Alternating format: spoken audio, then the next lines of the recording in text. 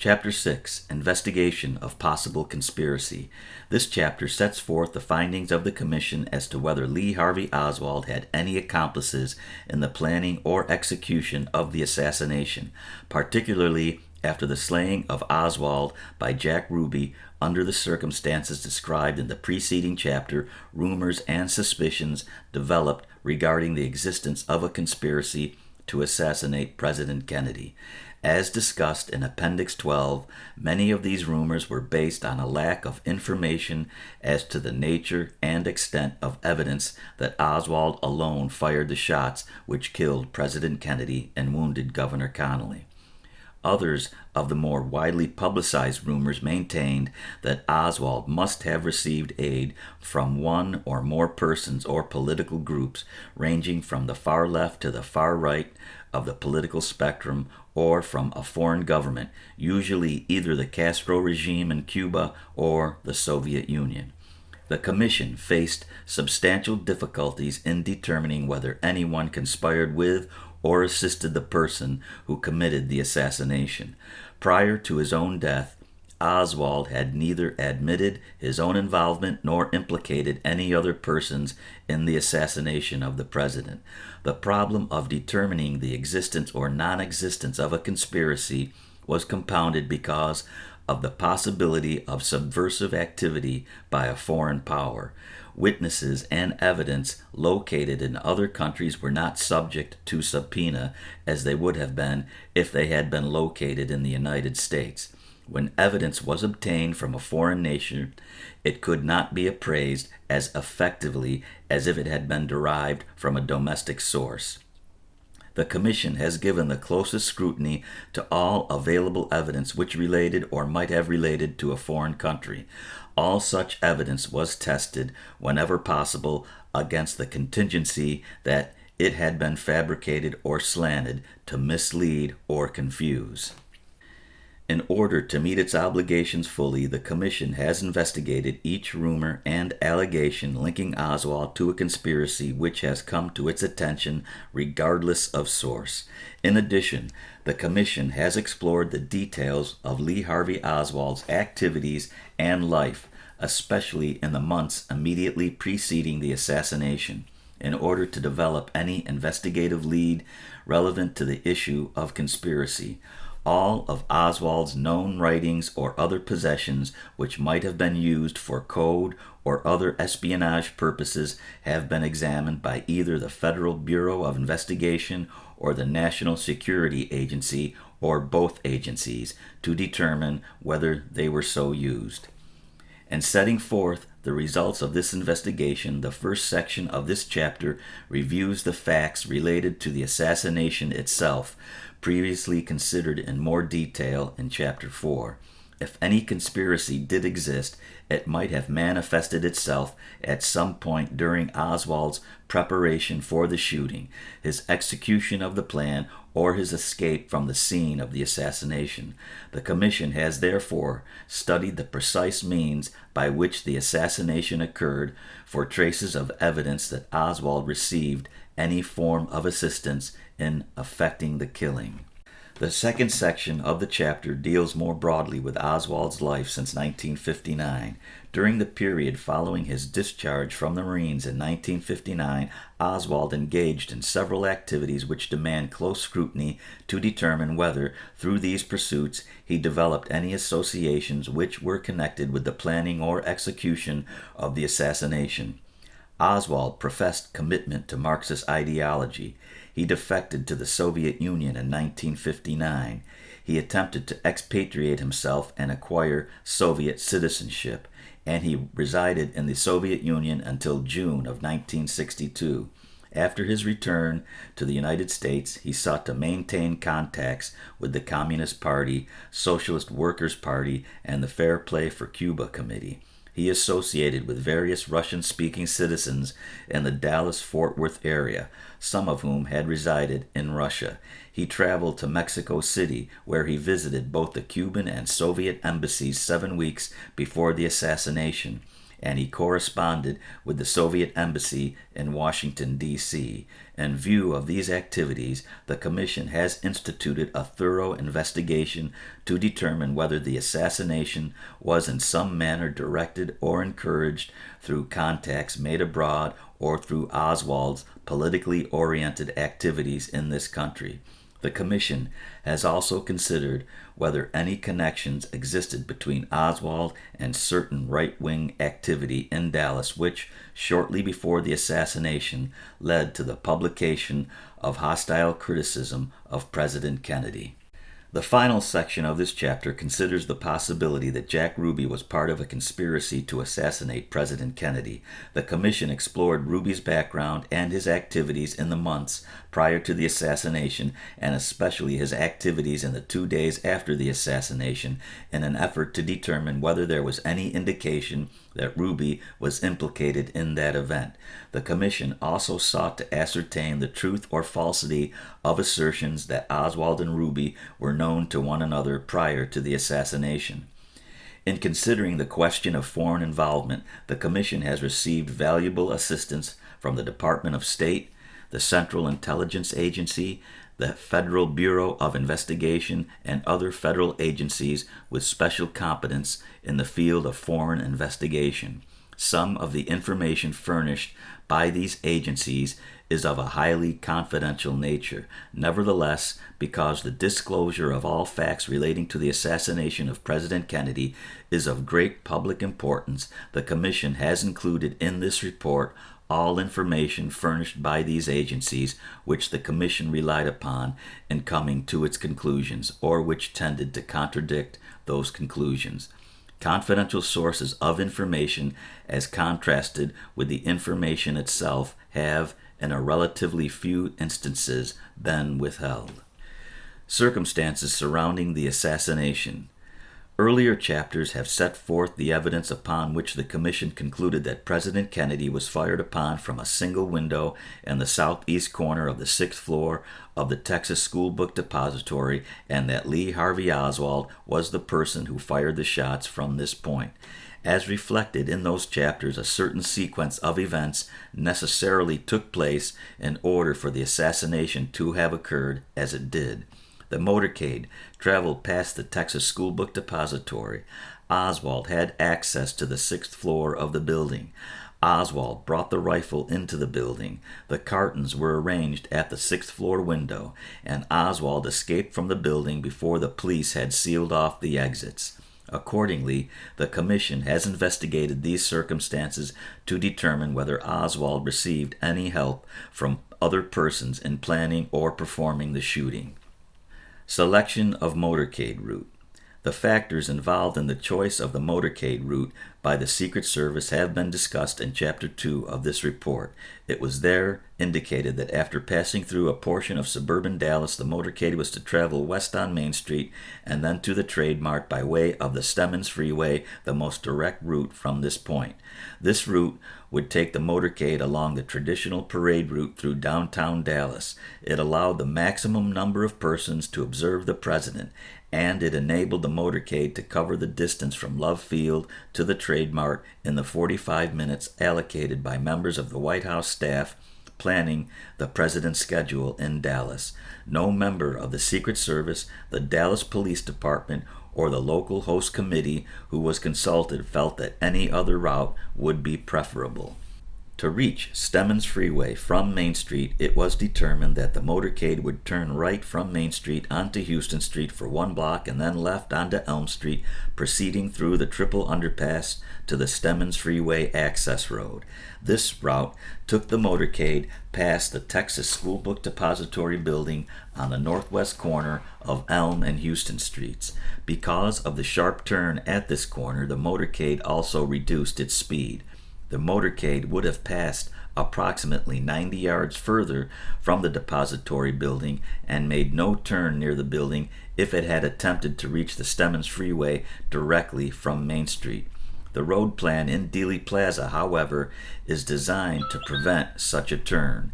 In order to keep motorists from reaching the freeway from Main Street, a concrete barrier has been erected between Main and Elm Streets, extending beyond the freeway entrance. See Commission Exhibits number 2114 through 2116, pages 33 through 37. Hence, it would have been necessary for the motorcade either to have driven over this barrier or to have made a sharp S-turn in order to have entered the freeway from Main Street. Selection of the motorcade route was then entirely appropriate and based on such legitimate considerations as the origin and destination of the motorcade, the desired opportunity for the President to greet large numbers of people, and normal patterns of traffic. Oswald's presence in the depository building. Oswald's presence as an employee in the Texas School Book Depository building was the result of a series of happenings unrelated to the President's trip to Dallas.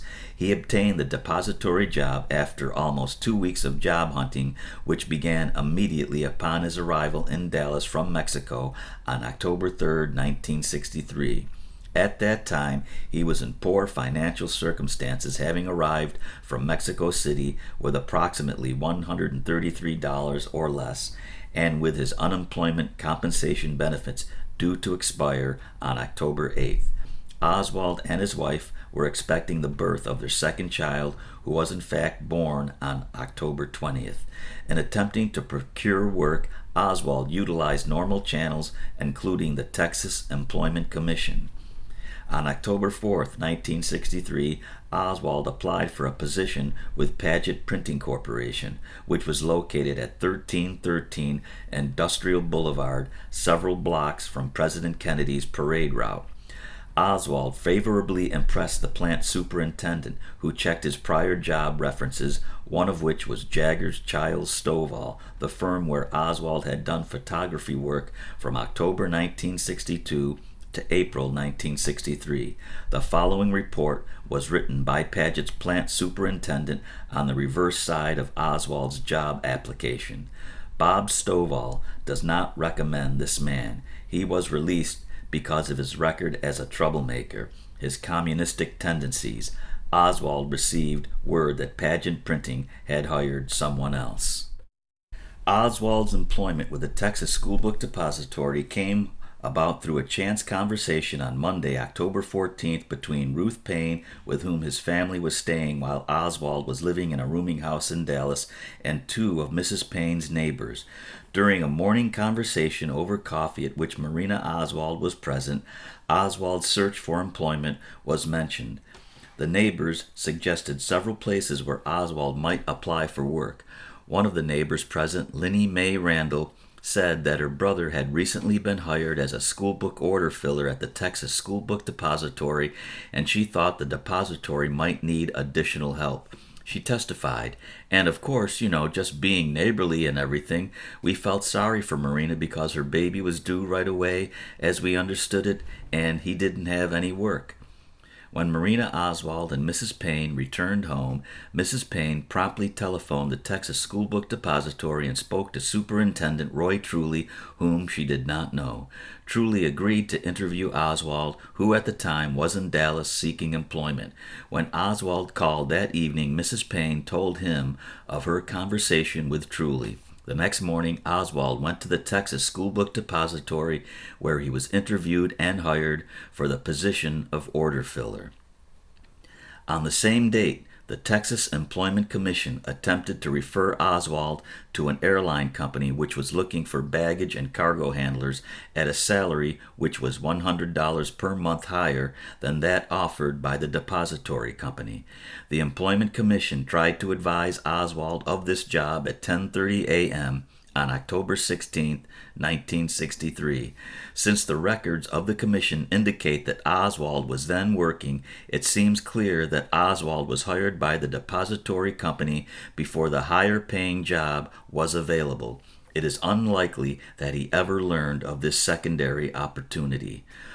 Although publicity concerning the president's trip to Dallas appeared in Dallas newspapers as early as September 13, 1963, the planning of the motorcade route was not started until after November 4th, when the Secret Service was first notified of the trip. A final decision as to the route could not have been reached until November 14th, when the Trade Mart was selected as the luncheon site. Although news reports on November 15th and November 16th might have led a person to believe that the motorcade would pass the depository building, the route was not finally selected until November 18th. It was announced in the press on November 19th, only 3 days before the president's arrival. Based on the circumstances of Oswald's employment and the planning of the motorcade route, the Commission has concluded that Oswald's employment in the depository was wholly unrelated to the President's trip to Dallas. Bringing rifle into building. On the basis of the evidence developed in Chapter 4, the Commission concluded that Lee Harvey Oswald carried the rifle used in the assassination into the depository building on Friday, November 22, 1963, in the handmade brown paper bag found near the window from which the shots were fired. The arrangement by which Buell Wesley Frazier drove Oswald between Irving and Dallas was an innocent one, having commenced when Oswald first started working at the depository. As noted above, it was Frazier's sister, Linnie Mae Randall, who had suggested to Ruth Payne that Oswald might be able to find employment at the depository. When Oswald started working there, Frazier, who lived only a half a block away from the Paynes, offered to drive Oswald to and from Irving whenever he was going to stay at the Paynes' home. Although Oswald's request for a ride to Irving on Thursday, November 21st, was a departure from the normal weekend pattern, Oswald gave the explanation that he needed to obtain curtain rods for an apartment in Dallas. This served also to explain the long package which he took with him from Irving to the depository building the next morning. Further, there is no evidence that Ruth Payne or Marina Oswald had reason to believe that Oswald's return was in any way related to an attempt to shoot the president the next day. Although his visit was a surprise, since he arrived on Thursday instead of Friday for his usual weekend visit, both women testified that they thought he had come to patch up a quarrel which he had had with his wife a few days earlier when she learned that he was living in Dallas under an assumed name. It has also been shown that Oswald had the opportunity to work in the Payne's garage on Thursday evening and prepare the rifle by disassembling it, if it were not already disassembled, and packing it in the brown bag. It has been demonstrated that the paper and tape from which the bag was made came from the shipping room of the Texas School Book Depository, and that Oswald had access to this material. Neither Ruth Payne nor Marina Oswald saw the paper bag or the paper and tape out of which the bag was constructed. If Oswald actually prepared the bag in the depository out of materials available to him there, he could have concealed it in the jacket or shirt which he was wearing. The Commission has found no evidence which suggests that Oswald required or in fact received any assistance in bringing the rifle into the building other than the innocent assistance provided by Frazier in the form of the ride to work. Accomplices at the scene of the assassination. The arrangement of boxes at the window from which the shots were fired was studied to determine whether Oswald required any assistance in moving the cartons to the window. Cartons had been stacked on the floor a few feet behind the window, thus shielding Oswald from the view of anyone on the 6th floor who did not attempt to go behind them. See Commission Exhibit number 723, page 80. Most of these cartons had been moved there by other employees to clear an area for laying a new flooring on the west end of the 6th floor. Superintendent Roy Truly testified that the flooring crew moved a long row of books parallel to the windows on the south side and had quite a lot of cartons in the southeast corner of the building. He said that there was not any particular pattern that the men used in putting them there. They were just piled up there, more or less, at the time. According to Truly, several cartons, which had been in the extreme southeast corner, had been placed on top of the ones that had been piled in front of the southeast corner window. The arrangement of the 3 boxes in the window and the one on which the assassin may have sat has been described previously. 2 of these 4 boxes, weighing approximately 55 pounds each, had been moved by the floor laying crew from the west side of the floor to the area near the southwest corner. The carton on which the assassin may have sat might not have been moved by the assassin at all. A photograph of the scene depicts this carton on the floor alongside other similar cartons. See Commission Exhibit number 1301, page 138. Oswald's right palm print on this carton may have been placed there as he was sitting on the carton rather than while carrying it. In any event, both of these 55-pound cartons could have been carried by one man. The remaining 2 cartons contained light block-like reading aids called rolling readers, weighing only about 8 pounds each. Although they had been moved approximately 40 feet from their normal locations at the southeast corner window, it would appear that one man could have done this in a matter of seconds. In considering the possibility of accomplices at the window, the Commission evaluated the significance of the presence of fingerprints other than Oswald's on the 4 cartons found in and near the window. 3 of Oswald's prints were developed on 2 of these cartons. In addition, a total of 25 identifiable prints were found on the 4 cartons. Moreover, prints were developed which were considered as not identifiable, i.e., the quality of the print was too fragmentary to be of value for identification purposes. As has been explained in Chapter 4, the Commission determined that none of the warehouse employees who might have customarily handled these cartons left prints which could be identified. This was considered of some probative value in determining whether Oswald moved the cartons to the window. All but one of the 25 definitely identifiable prints were the prints of 2 persons, an FBI employee and a member of the Dallas Police Department who had handled the cartons during the course of the investigation. One identifiable palm print was not identified. The presence on these cartons of unidentified prints, whether or not identifiable, does not appear to be unusual, since these cartons contained commercial products which had been handled by many people throughout the normal course of manufacturing, warehousing, and shipping. Unlike other items of evidence, such as, for example, a ransom note in a kidnapping, these cartons could contain the prints of many people having nothing to do with the assassination. Moreover, the FBI does not maintain a filing system for palm prints because, according to the supervisor of the Bureau's latent fingerprint section, Sebastian F. Latona, the problems of classification make such a system impracticable. Finally, in considering the significance of the unidentified prints, the Commission gave weight to the opinion of Latona to the effect that people could handle these cartons without leaving prints which were capable of being developed. Though the fingerprints other than Oswald's on the boxes thus provide no indication of the presence of an accomplice at the window, 2 depository employees are known to have been present briefly on the 6th floor during the period between 11:45 a.m., when the floor laying crew stopped for lunch, and the moment of the assassination.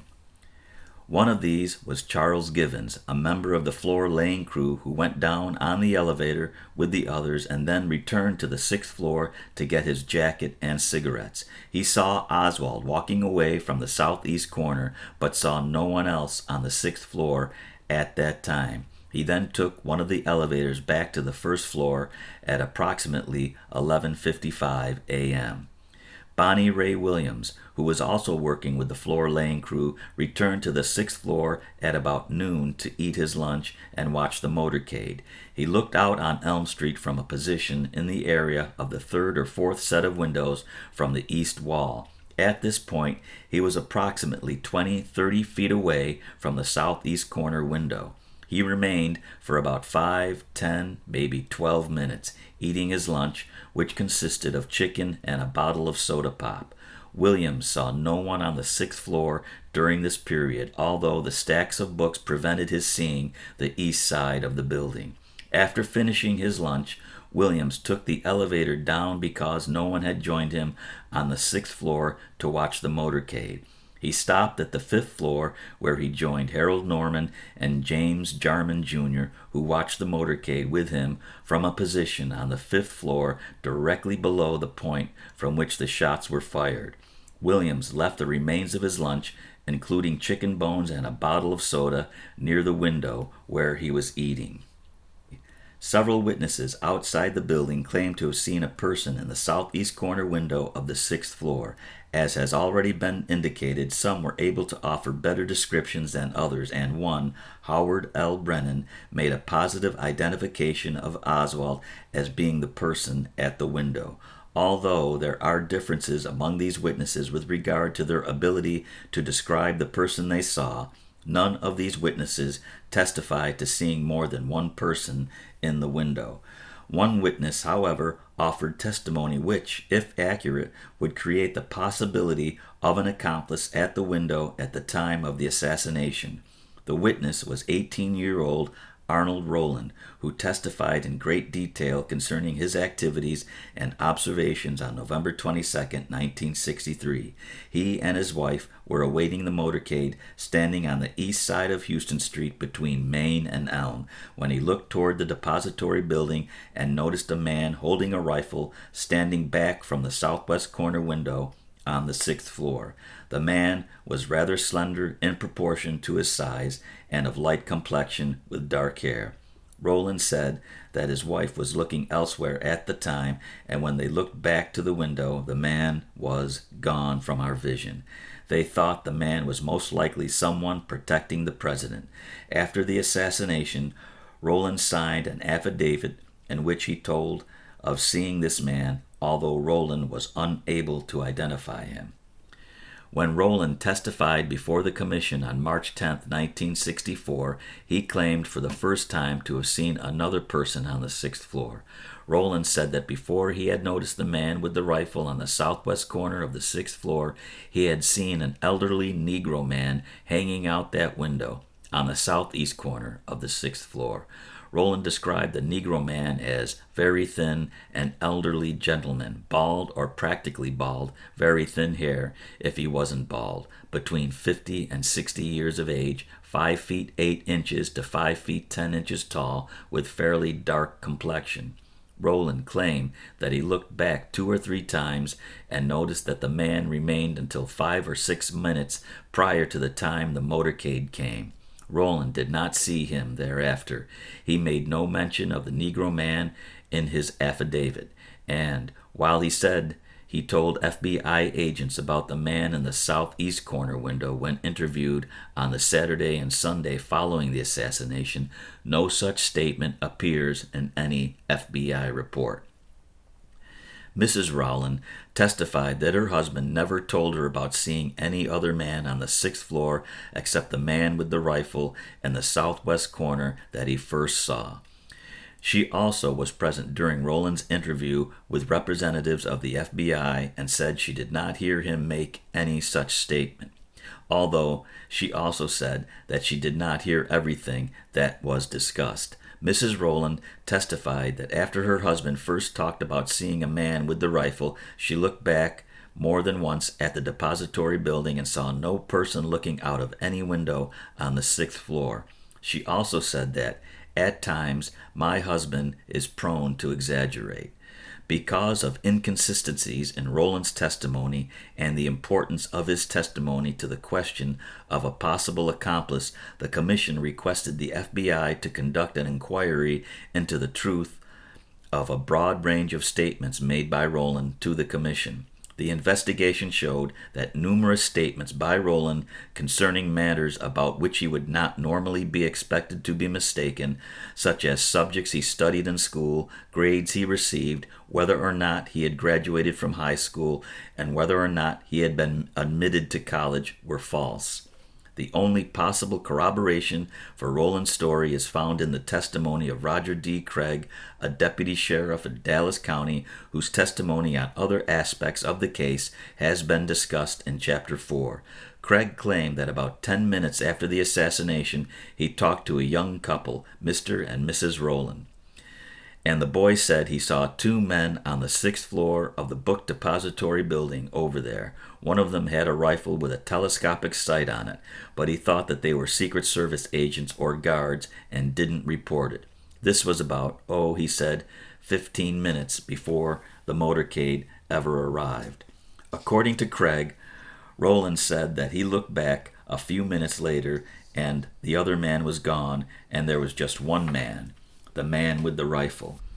Craig further testified that Rowland told him that when he first saw the two men, they were walking back and forth in front of the window for several minutes. They were both white men, and one of them had a rifle with a scope on it. This report by Craig is contradicted by the testimony of both the Rowlands and by every recorded interview with them conducted by law enforcement agencies after the assassination. As part of its investigation of Rowland's allegation and of the general question of accomplices at the scene of the assassination, the Commission undertook an investigation of every person employed in the Texas School Book Depository building. 2 employees might possibly fit the general description of an elderly Negro man, bald or balding. These 2 men were on the first floor of the building during the period before and during the assassination. Moreover, all of the employees were asked whether they saw any strangers in the building on the morning of November 22nd. Only one employee saw a stranger whom he described as a feeble individual who had to be helped up the front steps of the building. He went to a public restroom and left the building 5 minutes later, about 40 minutes before the assassination. Rowland's failure to report his story, despite several interviews until his appearance before the Commission, the lack of probative corroboration, and the serious doubts about his credibility have led the Commission to reject the testimony that Rowland saw an elderly balding Negro man in the southeast corner window of the 6th floor of the depository building several minutes before the assassination. Oswald's escape. The Commission has analyzed Oswald's movements between the time of the assassination and the shooting of Patrolman Tippit to determine whether there is any evidence that Oswald had assistance in his flight from the building. Oswald's activities during this period had been traced through the testimony of 7 witnesses and discussed in detail in Chapter 4. See Commission Exhibit number 1119A, page 158, and Commission Exhibit number 1118, page 150. Patrolman M. L. Baker and Depository Superintendent Roy Truly saw him within 2 minutes of the assassination on the 2nd floor of the building. Mrs. R. A. Reed saw him less than 1 minute later walking through the 2nd floor offices towards the front of the building. A bus driver, Cecil J. McWaters, and Oswald's former landlady, Mrs. Mary Bledsoe, saw him board a bus at approximately 12:40 p.m. and get off about 4 minutes later. A cab driver, William W. Whaley, drove Oswald from a cub stand located a few blocks from where Oswald left the bus to a point in Oak Cliff about 4 blocks from his rooming house, and Earlene Roberts, the housekeeper at Oswald's rooming house, saw him enter the rooming house at about 1 p.m. and leave a few minutes later. When seen by these 7 witnesses, Oswald was always alone. Particular attention has been directed to Oswald's departure from the depository building in order to determine whether he could have left the building within approximately 3 minutes of the assassination without assistance. As discussed more fully in Chapter 4, the building was probably first sealed off no earlier than 12:37 by Inspector Herbert Sawyer. The shortest estimate of the time taken to seal off the building comes from Police Officer W. E. Barnett, one of the officers assigned to the corner of Elm and Houston Streets for the presidential motorcade, who estimated that approximately 3 minutes elapsed between the time he heard the last of the shots and the time he started guarding the front door. According to Barnett, there were people going in and out during this period. The evidence discussed in Chapter 4 shows that 3 minutes would have been sufficient time for Oswald to have descended from the 6th floor and left the building without assistance. One witness, James R. Worrell, Jr., claims to have seen a man running from the rear of the building shortly after the assassination, but in testimony before the Commission, he stated that he could not see his face. Two other witnesses who watched the rear of the building during the first 5 minutes after the shooting saw no one leave. The claim of Deputy Sheriff Roger Craig that he saw Oswald leave the depository building approximately 15 minutes after the assassination has been discussed in Chapter 4.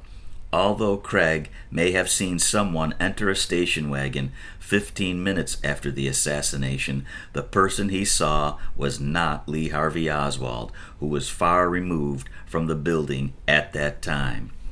The possibility that accomplices aided Oswald in connection with his escape was suggested by the testimony of Earlene Roberts, the housekeeper at the 1026 North Beckley rooming house.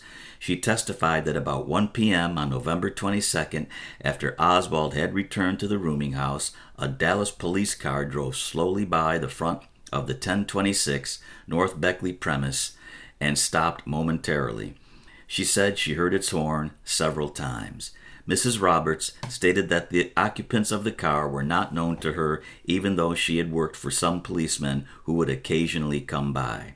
She said the policeman she knew drove car number 170 and that this was not the number on the police car that honked on November 22nd. She testified that she first thought the car she saw was number 106 and then she said it was number 107. In an FBI interview, she had stated that she looked out the front window and saw police car number 207.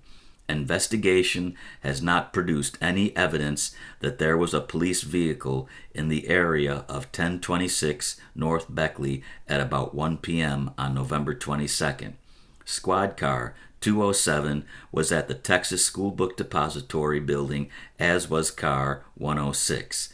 Squad cars 170 and 107 were sold in April 1963, and their numbers were not reassigned until February 1964. Whatever may be the accuracy of Mrs. Roberts' recollection concerning the police car, it is apparent from Mrs. Roberts' further testimony that she did not see Oswald enter a car when he hurriedly left the house. She has stated that when she last saw Oswald, shortly after 1 p.m., he was standing at a bus stop in front of the house. Oswald was next seen less than 1 mile away at the point where he shot Patrolman Tippit. Oswald could have easily reached this point on foot by about 1:16 p.m. when Tippit was shot. Finally, investigation has produced no evidence that Oswald had prearranged plans for a means to leave Dallas after the assassination, or that any other person was to have provided him assistance in hiding or in departing the city. Background of Lee Harvey Oswald.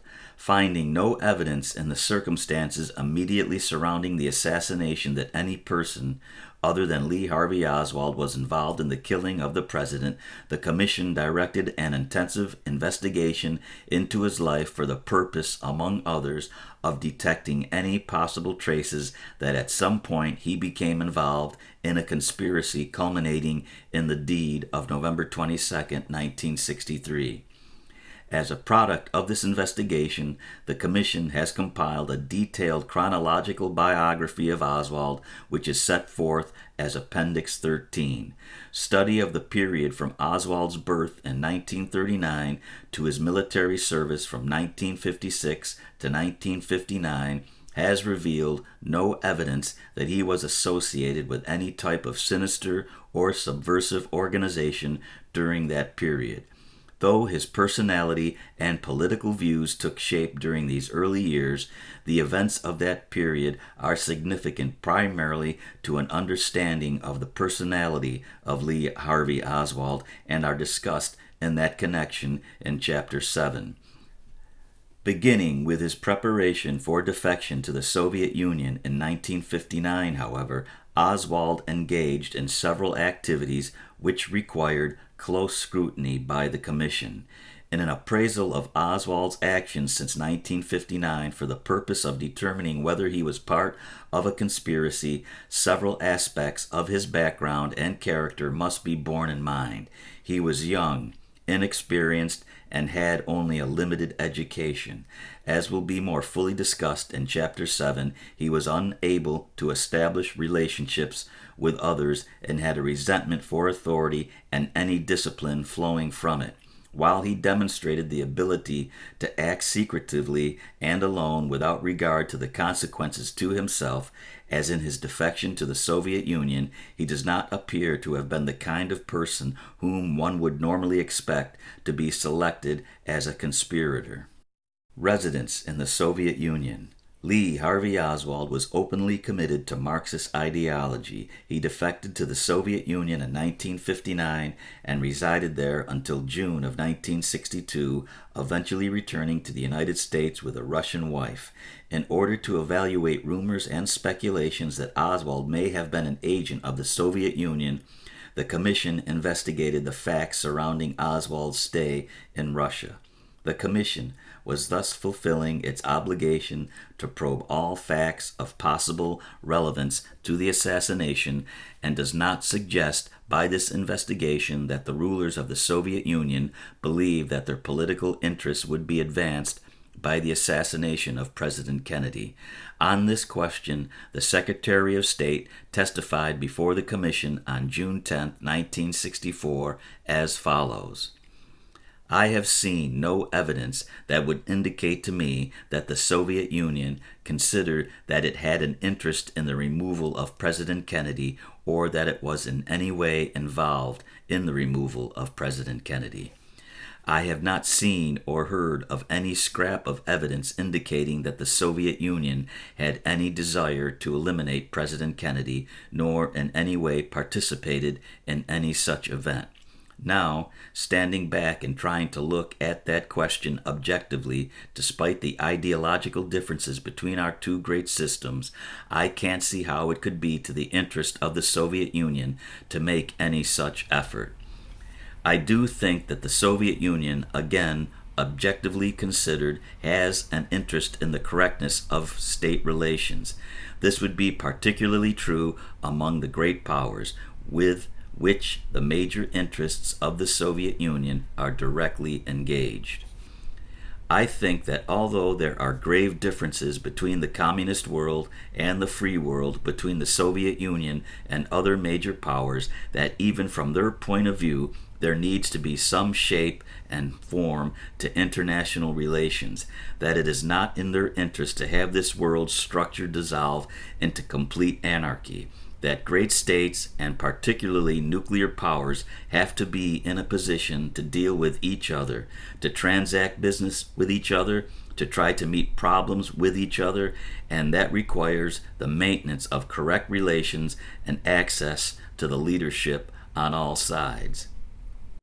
I think also that although there had been grave differences between Chairman Khrushchev and President Kennedy, I think there were evidences of a certain mutual respect that had developed over some of the experience, both good and bad, through which these two men had lived. I think both of them were aware of the fact that any chairman of the Soviet Union and any president of the United States necessarily bears somewhat special responsibility for the general peace of the world. Indeed, without exaggeration, one could almost say the existence of the Northern Hemisphere in this nuclear age. So that it would be an act of rashness and madness for Soviet leaders to undertake such an action as an act of policy, because everything would have been put in jeopardy or at stake in connection with such an act.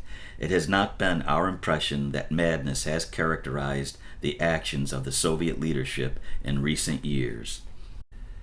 The Commission accepts Secretary Rusk's estimate as reasonable and objective, but recognizes that a precise assessment of Soviet intentions or interests is most difficult. The Commission has thus examined all the known facts regarding Oswald's defection, residence in the Soviet Union, and return to the United States. At each step, the Commission sought to determine whether there was any evidence which supported a conclusion that Soviet authorities may have directly or indirectly influenced Oswald's actions in assassinating the president. Oswald's entry into the Soviet Union. Although the evidence is inconclusive as to the factors which motivated Oswald to go to the Soviet Union, there is no indication that he was prompted to do so by agents of that country. He may have begun to study the Russian language when he was stationed in Japan, which was intermittently from August 1957 to November 1958. After he arrived in Moscow in October 1959, he told several persons that he had been planning his defection for 2 years, which suggests that the decision was made while he was in the Far East. George de Mohrenschildt, who met Oswald after his return from the Soviet Union, testified that Oswald once told him much the same thing. I met some communists in Japan, and they got me excited and interested, and that was one of my inducements in going to Soviet Russia, to see what goes on there. This evidence, however, is somewhat at variance with Oswald's statements made to 2 American newspaper reporters in Moscow shortly after his defection in 1959, and to other people in the United States after his return in 1962. Though his remarks were not inconsistent as to the time he decided to defect, to these people he insisted that before going to the Soviet Union he had never met a communist, and that the intent to defect derived entirely from his own reading and thinking. He said much the same to his brother in a letter he wrote to him from Russia explaining why he had defected. Which of Oswald's statements was the more accurate remains unknown. There is no evidence that Oswald received outside assistance in financing his trip to the Soviet Union. After he arrived in Moscow, Oswald told a newspaper correspondent, Aline Mosby, that he had saved $1,500 out of his Marine Corps salary to finance his defection, although the news story based upon Oswald's interview with Aline Mosby unaccountably listed the sum of $1,600 instead of $1,500. After this article had appeared, Marguerite Oswald also related the $1,600 figure to an FBI agent. Either amount could have been accumulated out of Oswald's earning in the Marine Corps. During his 2 years and 10 months of service, he received $3,452.20 after all taxes, allotments, and other deductions. Moreover, Oswald could certainly have made the entire trip on less than $1,000. The ticket on the ship he took from New Orleans to Le Havre, France, cost $220.75. It cost him about $20 to reach London from Le Havre. His plane fare from London to Helsinki, where he received his visa, cost him $111.90. He probably purchased Russian tourist vouchers, normally good for room and board for 10 days, for $300. His train fare from Helsinki to Moscow was about $44. In Moscow, he paid only $1.50 to $3 a night for his room and very little for his meals after his tourist vouchers ran out. And apparently he did not pay his hotel bill at all after November 30th, 1959. Oswald's known living habits indicate that he could be extraordinarily frugal when he had reason to be, and it seems clear that he did have a strong desire to go to the Soviet Union. While in Atsugi, Japan, Oswald studied the Russian language, perhaps with some help from an officer in his unit who was interested in Russian and used to talk about it with Oswald occasionally. He studied by himself a great deal in late 1958 and early 1959 after he was transferred from Japan to California. He took an Army aptitude test in Russian in February 1959 and rated poor. When he reached the Soviet Union in October of the same year, he could barely speak the language. During the period in Moscow while he was awaiting decision on his application for citizenship, his diary records that he practiced Russian 8 hours a day. After he was sent to Minsk in early January 1960, he took lessons from an interpreter assigned to him for that purpose by the Soviet government.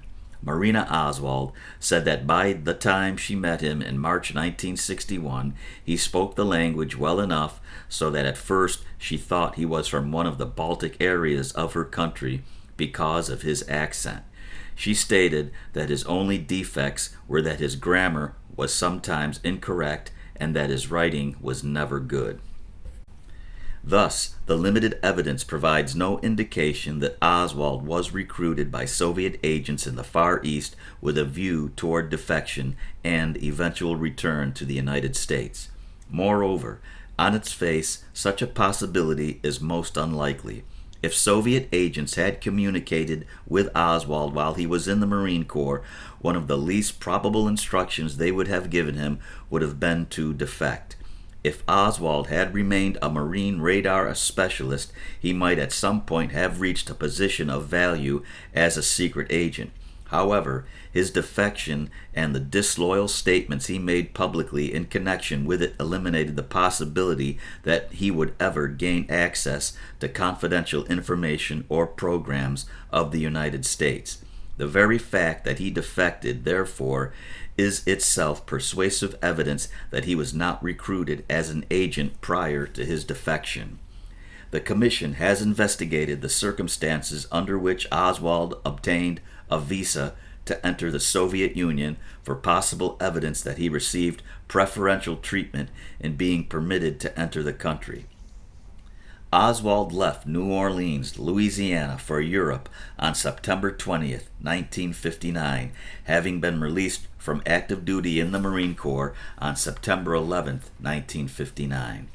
He went directly to Helsinki, Finland by way of Le Havre, France, and London, England, arriving at Helsinki on Saturday, October 10th, 1959. Oswald probably arrived in Helsinki too late in the evening to have applied for a visa at the Soviet Union consulate that night. In light of the rapidity with which he made connections throughout his entire trip, he probably applied for a visa early on Monday, October 12th. On October 14th, he was issued Soviet tourist visa number 403339, good for one 6-day visit in the USSR. He left Helsinki on a train destined for Moscow on October 15th. The Department of State has advised the Commission that it has some information that in 1959 it usually took an American tourist in Helsinki 1 to 2 weeks to obtain a visa, and that it has other information that the normal waiting period during the past 5 years has been a week or less. According to the Department's information, the waiting period has always varied frequently and widely, with one confirmed instance in 1963 of a visa routinely issued in less than 24 hours. The Central Intelligence Agency has indicated that visas during the 1964 tourist season were being granted in about 5 to 7 days. This information from the Department of State and the Central Intelligence Agency thus suggests that Oswald's wait for a visa may have been shorter than usual, but not beyond the range of possible variation. The prompt issuance of Oswald's visa may have been merely the result of normal procedures, due in part to the fact that the summer rush had ended. It might also mean that Oswald was unusually urgent in his demands that his visa be issued promptly. Oswald himself told officials at the American Embassy in Moscow on October 31st, when he appeared to renounce his citizenship, that he had said nothing to the Soviets about defecting until he arrived in Moscow. In any event, the Commission has found nothing in the circumstances of Oswald's entry into the Soviet Union which indicates that he was at the time an agent of the USSR. Defection and admission to residence. 2 months and 22 days elapsed from Oswald's arrival in Moscow until he left that city to take up residence in Minsk. The Commission has considered the possibility that Oswald was accepted for residence in the Soviet Union and sent to Minsk unusually soon after he arrived, either because he had been expected or because during his first weeks in Moscow he developed an undercover relationship with the Soviet government. In doing so, the Commission has attempted to reconstruct the events of those months, though it is, of course, impossible to account for Oswald's activities on every day of that period. Oswald's historic diary, which commences on October 16, 1959, the date Oswald arrived in Moscow, and other writings he later prepared, have provided the Commission with one source of information about Oswald's activities throughout his stay in the Soviet Union. Even assuming the diary was intended to be a truthful record, it is not an accurate guide to the details of Oswald's activities.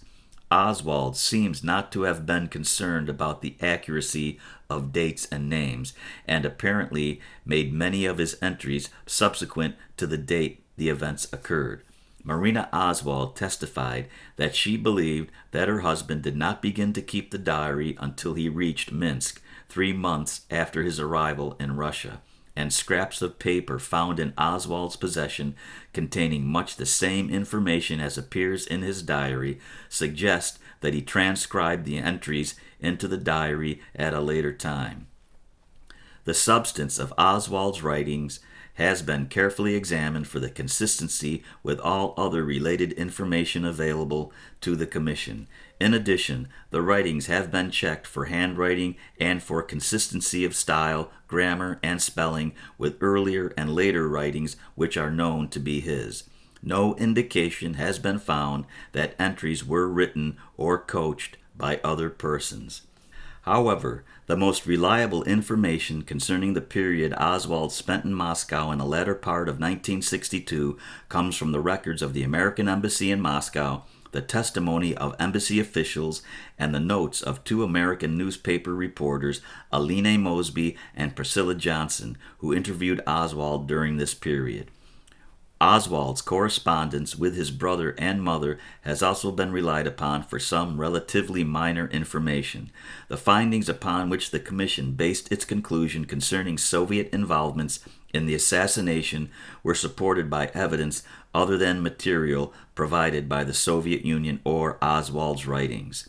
The Central Intelligence Agency has also contributed data on the normal practices and procedures of the Soviet authorities in handling American defectors. The historic diary indicates that on October 16, 1959, the day Oswald arrived in Moscow, he told his in-tourist guide, Rima Shirokova, that he wished to renounce his American citizenship and become a Soviet citizen. The same day, the guide reportedly helped Oswald prepare a letter to the Soviet authorities requesting citizenship. The diary indicates, however, that on October 21st he was informed that his visa had expired and that he would be required to leave Moscow within 2 hours. During the preceding days, according to the diary, he had been interviewed once and perhaps twice by Soviet officials. During this period, the KGB, the agency with primary responsibility for examining defectors arriving in Russia, undoubtedly investigated Oswald as fully as possible. In 1959, virtually all in-tourist guides were KGB informants, and there is no reason to believe that this was not true of Oswald's guide. According to Oswald's diary, he attempted suicide when he learned his application for citizenship had been denied.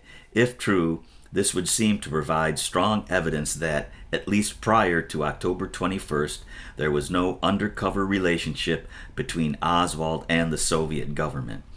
Though not necessarily conclusive, there is considerable direct evidence which indicates that Oswald did slash his wrist. Oswald's autopsy showed that he had a scar on his left wrist and that it was of the kind which could have been caused by a suicide attempt. The medical records from the Batkinskaya Hospital in Moscow furnished by the Soviet government reveal that from October 21st to October 28th, he was treated there for a self-inflicted wound on the left wrist. The information contained in these records is consistent with the facts disclosed by the autopsy examination relating to Oswald's wrist and to other facts known about Oswald. Although no witness recalled Oswald mentioning a suicide attempt, Marina Oswald testified that when she questioned her husband about the scar on his wrist, he became very angry, and avoided giving her a reply. Oswald's character, discussed in the following chapter, does not seem inconsistent with a suicide or feigned suicide attempt, nor with his having failed to disclose the suicide attempt. Many witnesses who testified before the commission observed that he was not an open or trusting person, had a tendency toward arrogance, and was not the kind of man who would readily admit weaknesses. Oswald appeared at the American Embassy in Moscow on October 31st, 1959, 3 days after his release from the Botkinskaya Hospital. He did not give the officials at the embassy any indication that he had recently received medical treatment. Oswald's appearance was the first notification to the American government that he was in Russia, since he had failed to inform the embassy upon his arrival, as most American tourists did at the time. In Appendix 15, Oswald's dealing with the embassy in 1959 until his return to the United States in 1962 are described in full, and all action taken by the American officials on his case is evaluated. His conduct at the embassy has also been considered by the Commission for any indication it may provide as to whether or not Oswald was then acting under directions of the Soviet government. At the embassy, Oswald declared that he wished to renounce his U.S. citizenship, but the consul to whom he spoke, Richard E. Snyder, refused to accept his renunciation at that time, telling him that he would have to return to complete the necessary papers. However, Oswald did give the consul his passport and a handwritten statement requesting that his American citizenship be revoked and affirming his allegiance to the Soviet Union. See Commission Exhibit number 913, page 261. The FBI has confirmed that this statement is in Oswald's handwriting, and Snyder has testified that the letter's phrases are consistent with the way Oswald talked and conducted himself. During the approximately 40-minute interview, Oswald also informed Snyder that he had been a radar operator in the Marine Corps, intimating that he might know something of special interest, and that he had informed a Soviet official that he would give the Soviets any information concerning the Marine Corps and radar operation which he possessed. Although Oswald never filed a formal renunciation, in a letter to the embassy dated November 3, 1959, he again requested that his American citizenship be revoked and protested the refusal to accept his renunciation on October 31st. See Commission Exhibit number 912, page 263.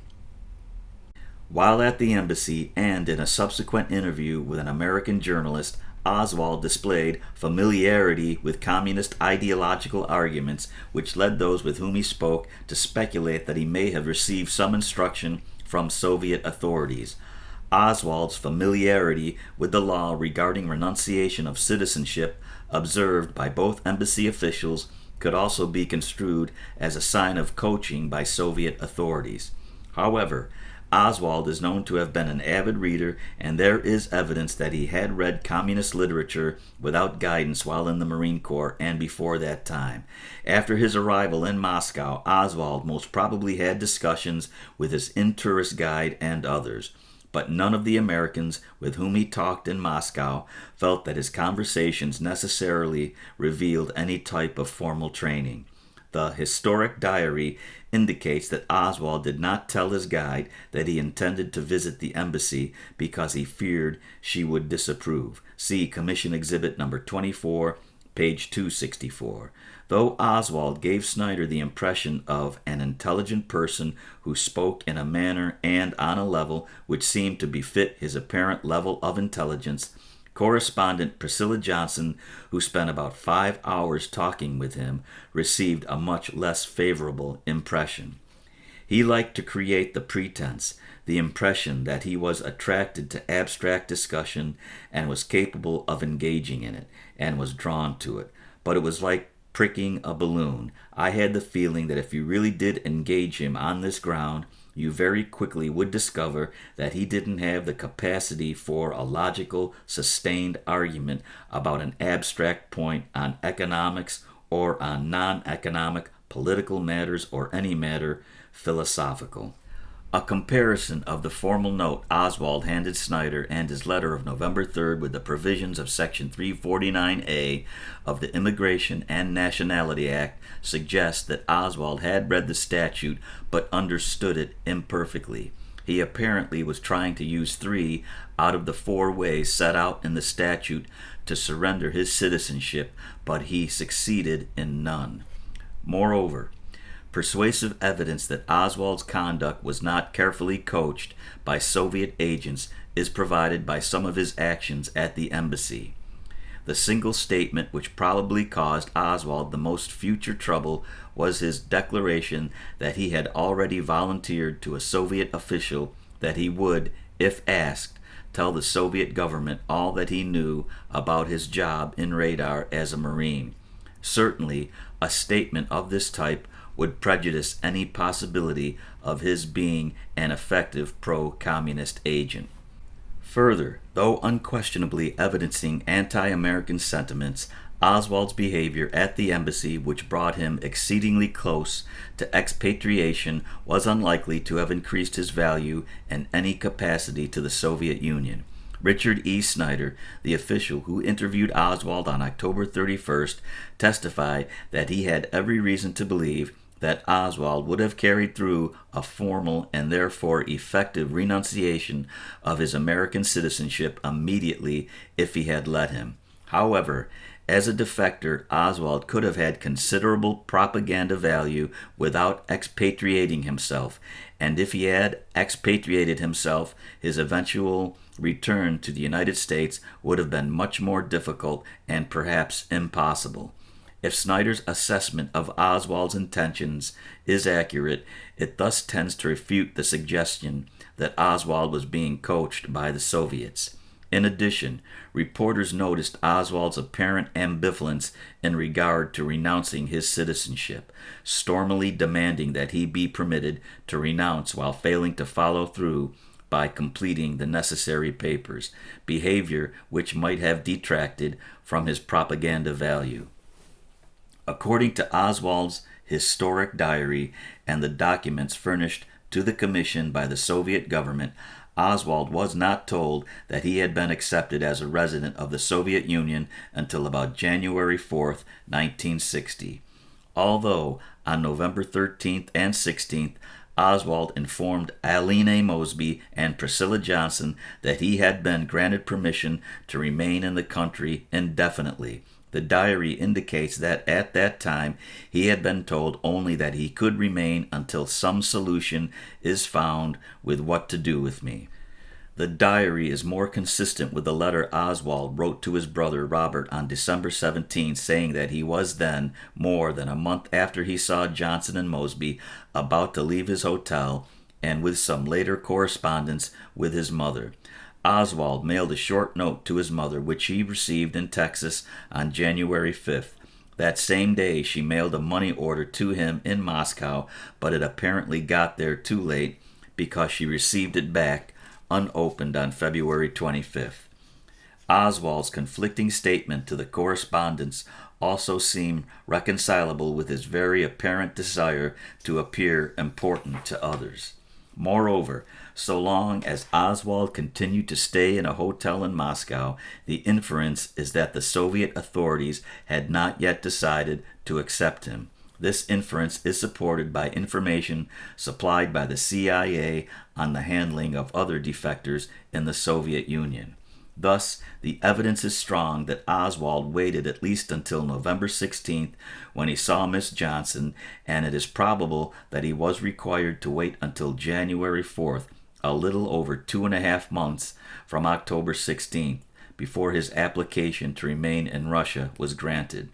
In mid-November, Miss Johnson asked Oswald whether the Russians were encouraging his defection, to which Oswald responded, "The Russians are treating it like a legal formality.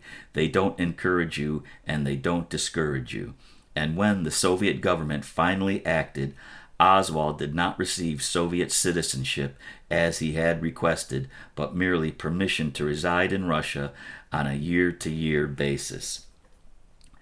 asked to comment upon the length of time, 2 months and 22 days, that probably passed before Oswald was granted the right to remain in the Soviet Union, the CIA has advised that, when compared to 5 other defector cases, this procedure seems unexceptional.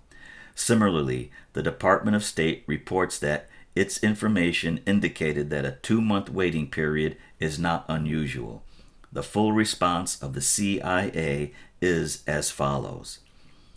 Oswald said that he asked for Soviet citizenship on October 16, 1959. According to his diary, he received word a month later that he could stay in the USSR pending disposition of his request, but it was another month and a half before he was given his stateless passport. When compared to 5 other defector cases, this procedure seems unexceptional. 2 defectors from U.S. Army intelligence units in West Germany appear to have been given citizenship immediately, but both had prior KGB connections and fled as a result of Army security checks. Of the other 3 cases, one was accepted after not more than 5 weeks and given a stateless passport, apparently at about the same time. The second was immediately given permission to stay for a while his subsequent request for citizenship was granted 3 months later. The third was allowed to stay after he made his citizenship request, but almost 2 months passed before he was told that he had been accepted.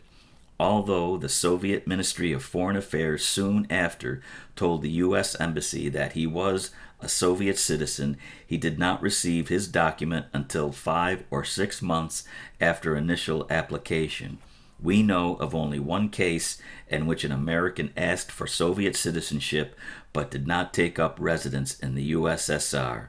In that instance, the American changed his mind and voluntarily returned to the United States less than 3 weeks after he had requested Soviet citizenship. The Department of State has commented as follows. The files of the Department of State reflect the fact that Oswald first applied for permission to remain in Russia permanently, or at least for a long period, when he arrived in Moscow, and that he obtained permission to remain within 1 or 2 months. Answer: is the fact that he obtained permission to stay within this period of time usual? Answer: our information indicates that a 2 months waiting period is not unusual. In the case of name withheld, the Supreme Soviet decided within 2 months to give Soviet citizenship, and he was thereafter, of course, permitted to stay.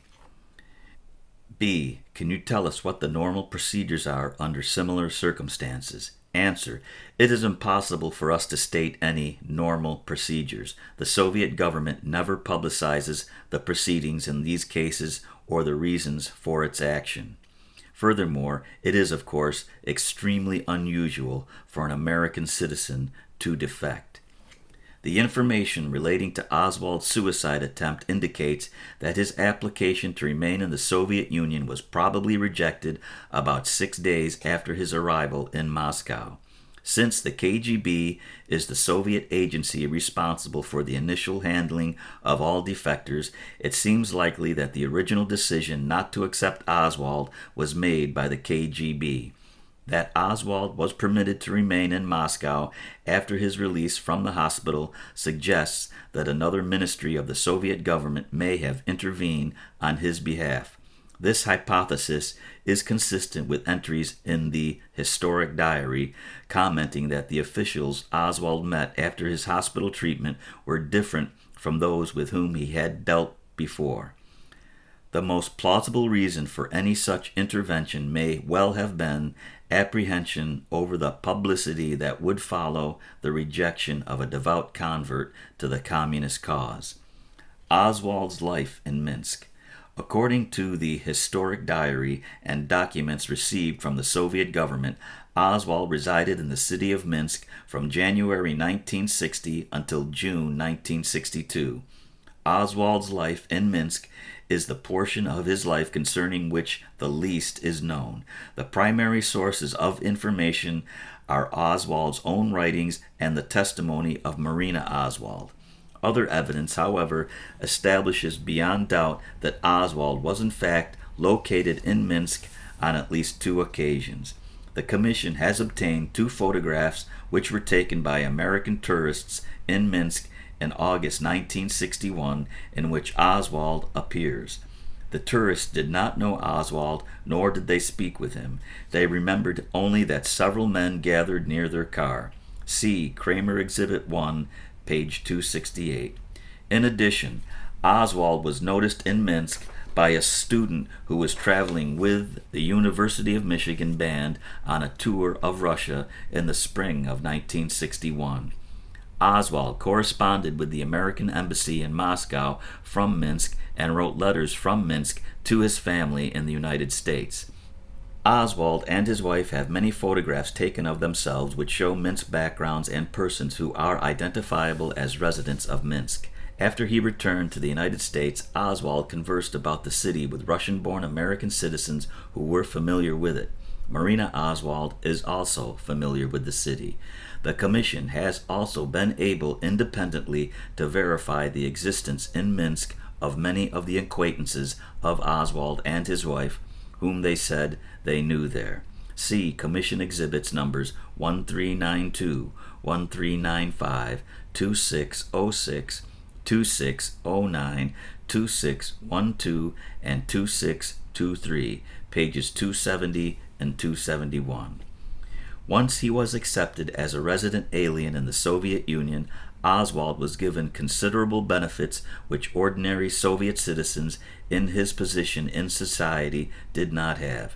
The historic diary recites that after Oswald was informed that he could remain in the Soviet Union and was being sent to Minsk, he was given 5,000 rubles, $500, by the Red Cross for expenses. He used 2,200 rubles to pay his hotel bill and another 150 rubles to purchase a train ticket. With the balance of slightly over 2,500 rubles, Oswald felt, according to the diary, like a rich man. Oswald did not receive free living quarters, as the diary indicates. The mayor of Minsk promised him. But about 6 weeks after his arrival, he did receive an apartment, very pleasant by Soviet standards, for which he was required to pay only 60 rubles, $6 a month. Oswald considered the apartment almost rent-free. Oswald was given a job in the Belarusian radio and television factory, where his pay on a per-piece basis ranged from 700 to 900 rubles, $70 to $90 a month. According to his wife, this rate of pay was average for people in his occupation, but good by Soviet standards generally. She explained that piecework rates throughout the Soviet Union have generally grown out of line with compensation for other jobs. The CIA has confirmed that this condition exists in many areas and occupations in the Soviet Union. In addition to his salary, Oswald regularly received 700 rubles, $70 per month, from the Soviet Red Cross. The well-paying job, the monthly subsidy, and the almost rent-free apartment combined to give Oswald more money than he needed. The only complaint recorded in the historic diary is that there was no place to spend the money. The Commission has found no basis for associating Oswald's preferred income with Soviet undercover activity. Marina Oswald testified that foreign nationals are commonly given special treatment in the Soviet Union, and the Central Intelligence Agency has confirmed that it is standard practice in the Soviet Union for Americans and other foreign defectors from countries with high standards of living to be subsidized. Apparently, it is Soviet practice to attempt to make life sufficiently pleasant for a foreign defector so that he will not become disillusioned and return to his native country. The Commission has also assumed that it is customary for Soviet intelligence agencies to keep defectors under surveillance during their residence in the Soviet Union through periodic interviews of neighbors and associates of the defector. Oswald once mentioned that the Soviet police questioned his neighbors occasionally. Moreover, It is from Oswald's personal writings alone that the Commission has learned that he received supplementary funds from the Soviet Red Cross. In the notes he made during the return trip to the United States, Oswald recognized that the Red Cross subsidy had nothing to do with the well-known International Red Cross. He frankly stated that the money was paid to him for having denounced the United States and that it had come from the MVD. Oswald's paper revealed that the Red Cross subsidy was terminated as soon as he wrote the American Embassy in Moscow in February 1961, asking that he be permitted to return. See Commission Exhibit number 25, page 273. Marina Oswald's testimony confirmed this. She said that when she knew Oswald, he no longer was receiving the monthly grant, but still retained some of the savings accumulated in the months when he had been receiving it. Since she met Oswald in March and married him in April of 1961, her testimony was consistent with his records. The nature of Oswald's employment while in Minsk has been examined by the Commission. The factory in which he worked was a large plant manufacturing electronic parts and radio and television sets. Marina Oswald has testified that he was an apprenticed machinist and ground small metallic parts for radio receivers on a lathe. So far as can be determined, Oswald never straightforwardly described to anyone else in the United States exactly what his job was in the Soviet Union. Some of his acquaintances in Dallas and Fort Worth had the impression that he was disappointed in having been given a menial job and not assigned to an institution of higher learning in the Soviet Union. Marina Oswald confirmed this and also testified that her husband was not interested in his work and not regarded at the factory as a very good worker. The documents furnished to the Commission by the Soviet government were consistent with her testimony on this point, since they included a report from Oswald's superior at the factory which is critical of his performance on the job. Oswald's employment and his job performance are thus consistent with his known occupational habits in this country and otherwise afford no ground for suspicion. Oswald's membership in a hunting club while he was in the Soviet Union has been a matter of special interest to the Commission. One Russian emigre testified that this was a suspicious circumstance because no one in the Soviet Union is permitted to own a gun for pleasure. The Commission's investigation, however, has established that this is not so. The Central Intelligence Agency has advised the Commission that hunting societies, such as the one to which Oswald belonged, are very popular in the Soviet Union. They are frequently sponsored by factories for their employees, as was Oswald's. Moreover, Soviet citizens or foreigners residing in the Soviet Union are permitted to own shotguns but no rifles without joining a society. All that is necessary is that the gun be registered at the local militia office immediately after it has been purchased. Experts from the Central Intelligence Agency have examined Oswald's club membership certificate and gun permit and expressed the opinion that its terms and numbers are consistent with other information the CIA has about the Soviet Union. Marina Oswald testified that her husband went hunting only on one occasion during the time of their marriage. However, Oswald apparently joined the Belarusian Society of Hunters and Fishermen in the summer of 1960 and did not marry until April 30th, 1961, so he could have been more active while he was still a bachelor. Oswald made no secret of his membership in the hunting club. He mentioned it on occasion to friends after he returned to the United States, discussed it at some length in a speech at a Jesuit seminary in Mobile, Alabama in the summer of 1962, included it in his correspondence with his brother Robert, and kept his membership certificate and gun permit until the day he was killed. In view of these facts, it is unlikely that Oswald's membership in a hunting club was contrived to conceal some sort of secret training. Moreover, the CIA has informed the Commission that it is in possession of considerable information on the location of Secret Service training institutions and that it knows of no such institution in or near Minsk during the time Oswald was there. Oswald's marriage to Marina Prusakova on April 30th, 1961 is itself a fact meriting consideration. A foreigner living in Russia cannot marry without the permission of the Soviet government. It seems unlikely that the Soviet authorities would have permitted Oswald to marry and to take his wife with him to the United States if they were contemplating using him alone as an agent. The fact that he had a Russian wife would be likely, in their view, to increase any surveillance under which he would be kept by American security agencies, would make him even more conspicuous to his neighbors as an ex-Russian, and would decrease his mobility.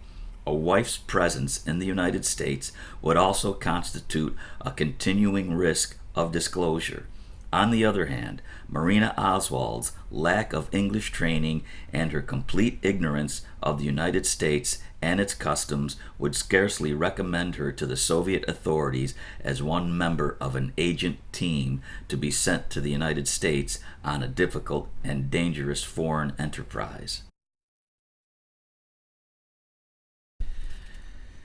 Oswald's departure from the Soviet Union. On February 13, 1961, the American Embassy in Moscow received a letter from Oswald postmarked Minsk, February 5th, asking that he be readmitted to the United States. This was the first time that the embassy had heard from or about Oswald since November 16, 1959.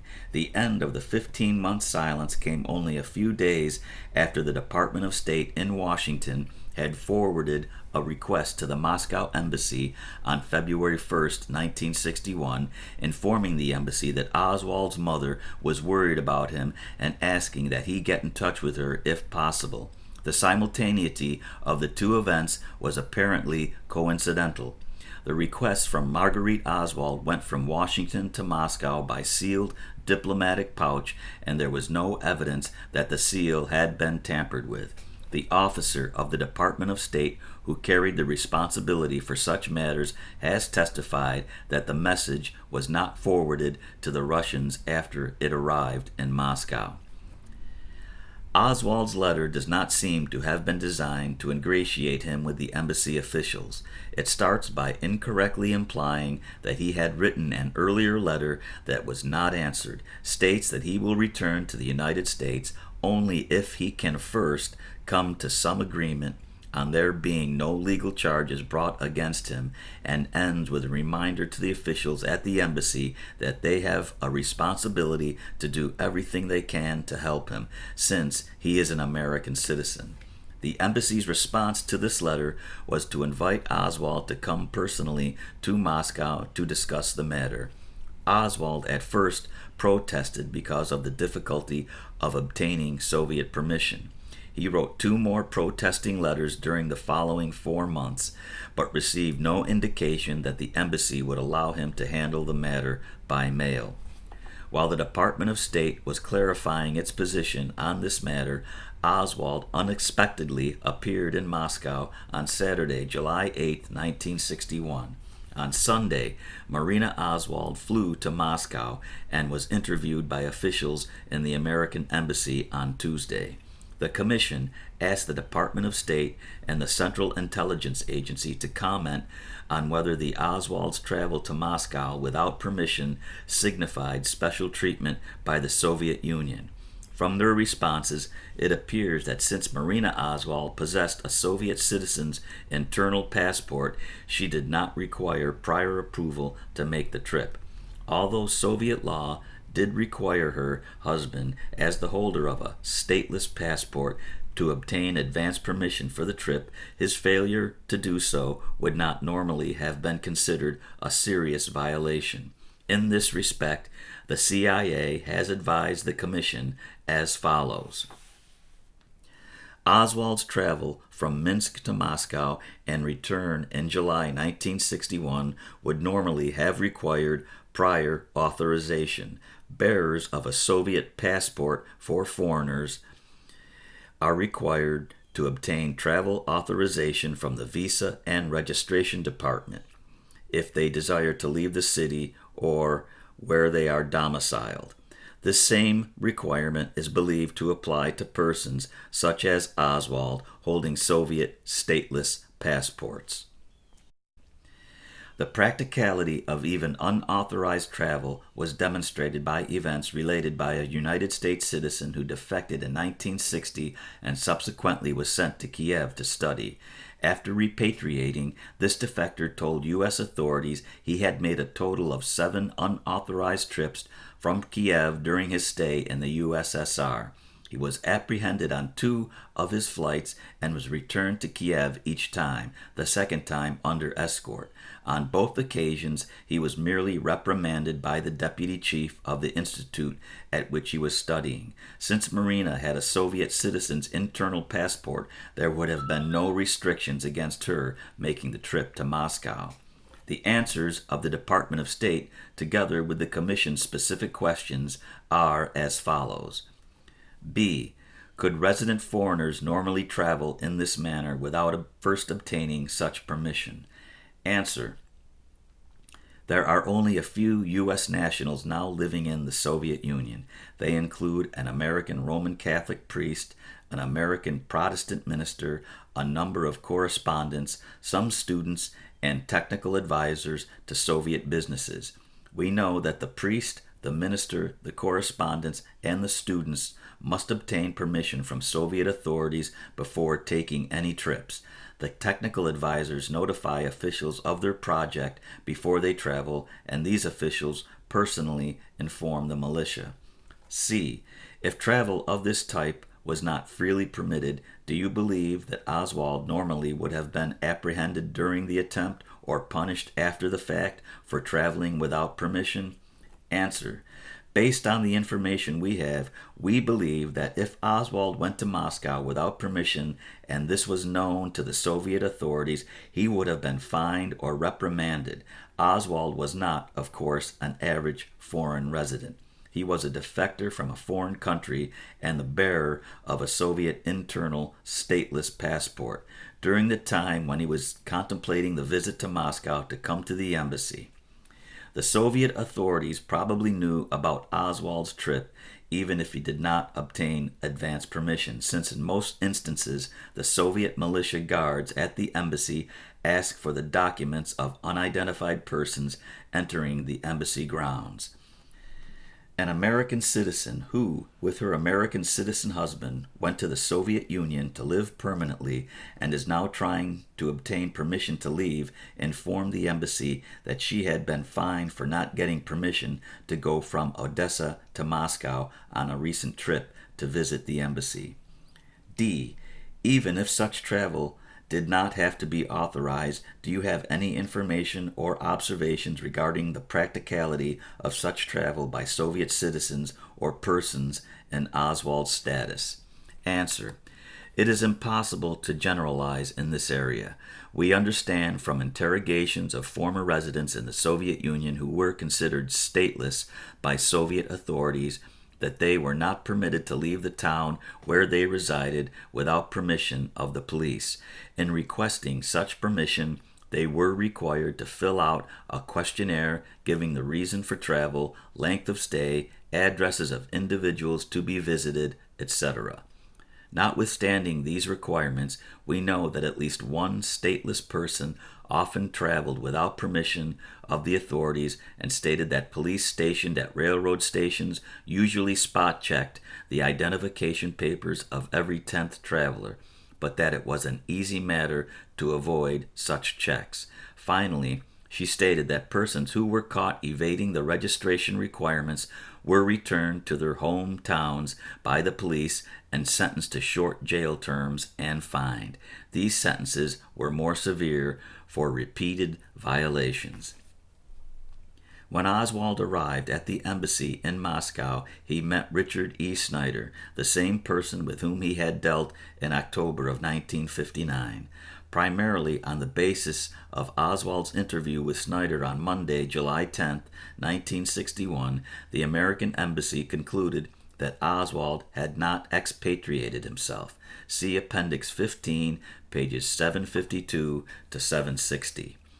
On the basis of these tentative decisions, Oswald was given back his American passport, which he had surrendered in 1959. The document was due to expire in September 1961, however, and Oswald was informed that its renewal would depend upon the ultimate decision by the Department of State on his expatriation. On July 11th, Marina Oswald was interviewed at the embassy, and the steps necessary for her to obtain an American visa were begun. In May 1962, after 15 months of dealing with the embassy, Oswald's passport was ultimately renewed, and permission for his wife to enter the United States was granted. The files on Oswald and his wife compiled by the Department of State and the Immigration and Naturalization Service contain no indication of any expert guidance by Soviet authorities in Oswald's dealings with the department or the service. For example, the letters from Minsk to the embassy in Moscow, which are in his handwriting, display the arrogant attitude which was characteristic of him both before and after he lived in Russia, and when compared with other letters that were without doubt composed and written by him, show about the same low level of sophistication, fluency, and spelling. The department officer who most frequently dealt with Oswald when he began negotiations to return to the United States, Richard E. Snyder, testified that he can recall nothing that indicated Oswald was being guided or assisted by a third party when he appeared at the embassy in July 1961. On the contrary, the arrogant and presumptuous attitude which Oswald displayed in his correspondence with the embassy from early 1961 until June 1962, when he finally departed from Russia, undoubtedly hindered his attempts to return to the United States. Snyder has testified that although he made a sincere effort to treat Oswald's application objectively, Oswald's attitude made this very difficult. In order to leave Russia, it was also necessary for the Oswalds to obtain permission from the Soviet government. The timing and circumstances under which the Oswalds obtained this permission have also been considered by the Commission. Marina Oswald, although her memory is not clear on the point, said that she and Oswald first made their intentions to go to the United States known to the Soviet officials in Minsk in May, even before coming to Moscow in July for the conference at the American Embassy. The Oswalds' correspondence with the embassy and the documents furnished the Commission by the Soviet government show that the Oswalds made a series of formal applications to the Soviets from July 15th to August 21st. Presumably, the most difficult question for the Soviet authorities was whether to allow Marina Oswald to accompany her husband. She was called to the local passport office in Minsk on December 25th, 1961, and told that authority had been received to issue exit visas to her and Oswald.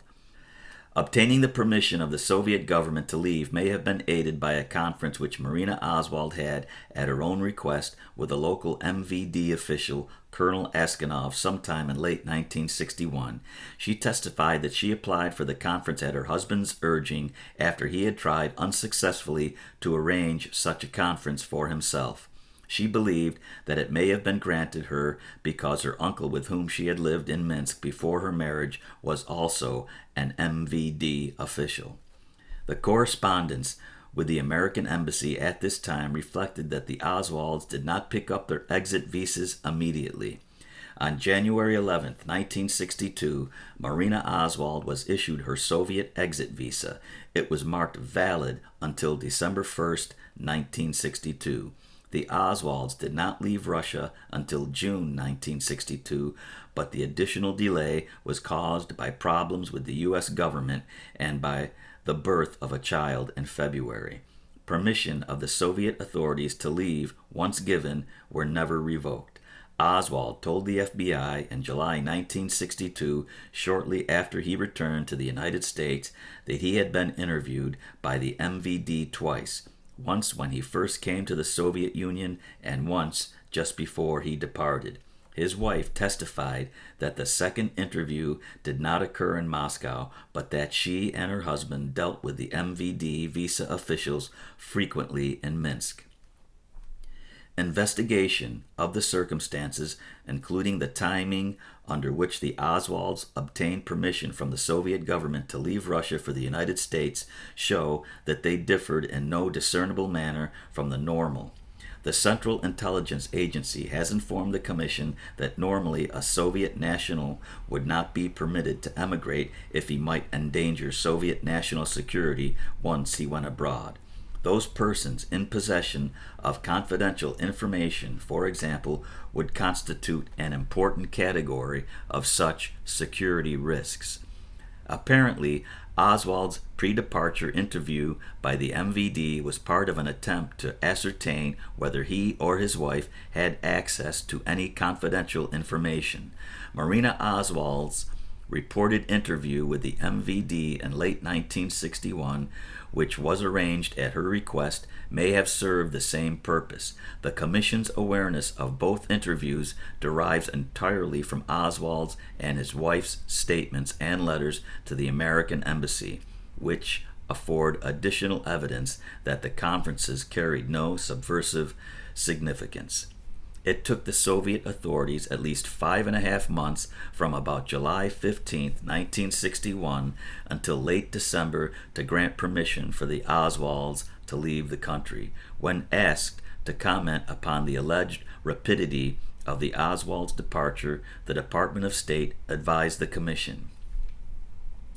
In the immediate post-war period, there were about 15 marriages in which the wife had been waiting for many years for a Soviet exit permit.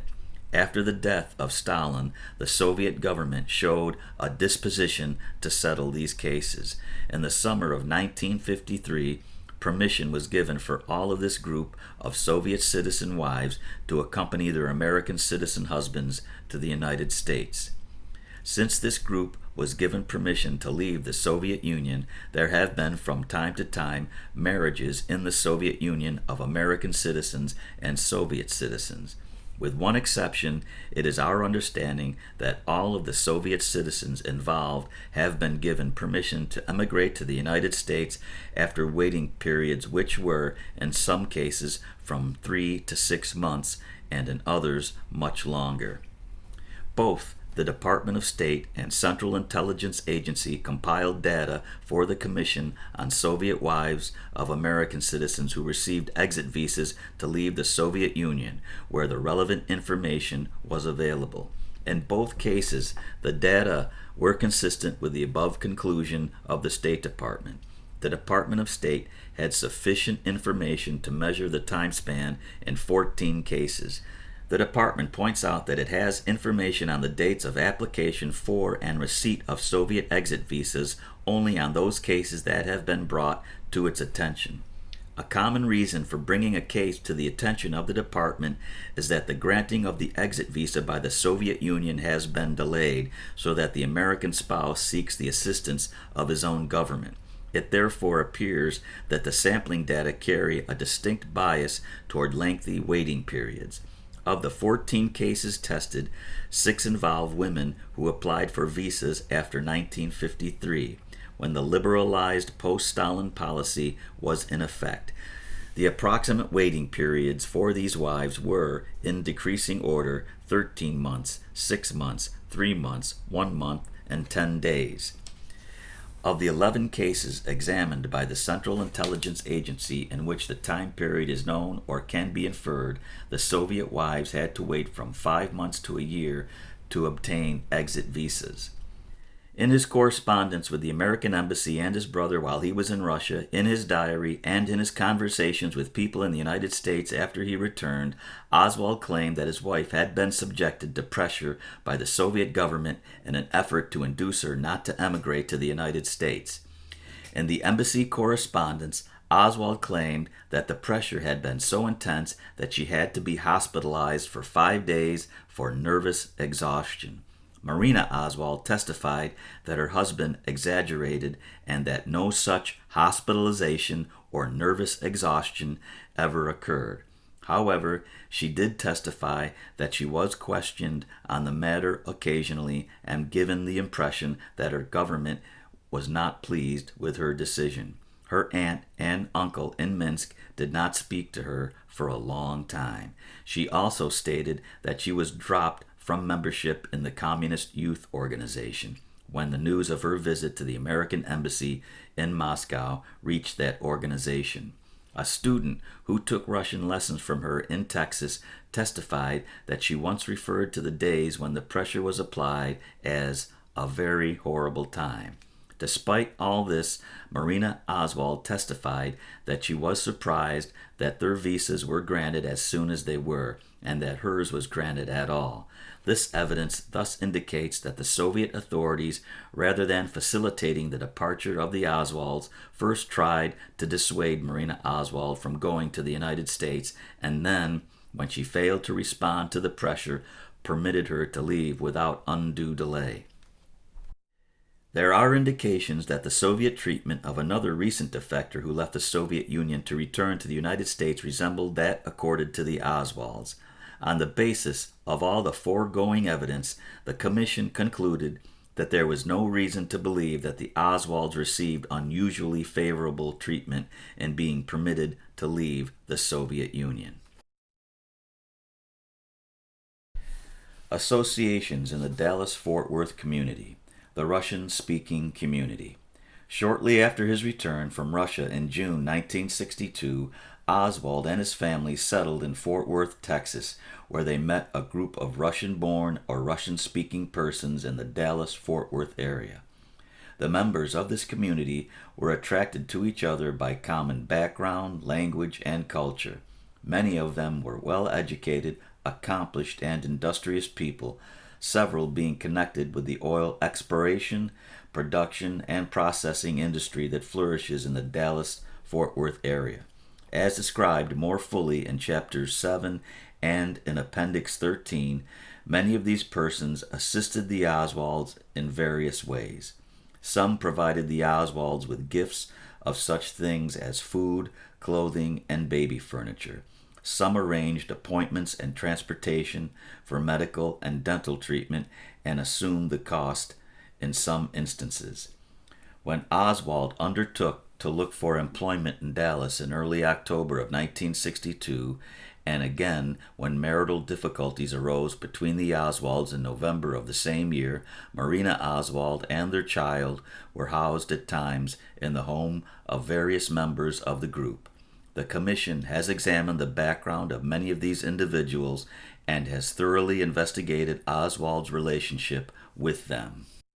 There is no basis to suppose that Oswald came to Fort Worth upon his return from Russia for the purpose of establishing contacts with the Russian-speaking community located in that area. Oswald had spent several of his grammar school years in Fort Worth. In 1962, his brother lived in Fort Worth and his mother resided in nearby Vernon, Texas. In January of that year, Oswald indicated to American officials in Russia that he intended to stay with his mother upon his return to the United States. However, sometime after mid-February, he received an invitation to stay with Robert and his family until he became settled, and he did spend the first several weeks after his return at Robert's home. In July, Oswald's mother moved to Fort Worth, and Oswald and his wife and child moved into an apartment with her. While in that apartment, Oswald located a job in Fort Worth and then rented and moved with his family into an apartment on Mercedes Street.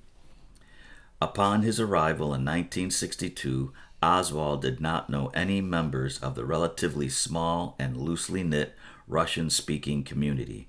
Shortly after his arrival, Oswald obtained the name of 2 Russian-speaking persons in Fort Worth from the office of the Texas Employment Commission in that city. Attempts to arrange a prompt visit with one of them failed. The second person, Peter Paul Gregory, was a consulting petroleum engineer and part-time Russian language instructor at the Fort Worth Public Library. Oswald contacted him in order to obtain a letter certifying to his proficiency in Russian, and Marina Oswald later tutored his son in the Russian language.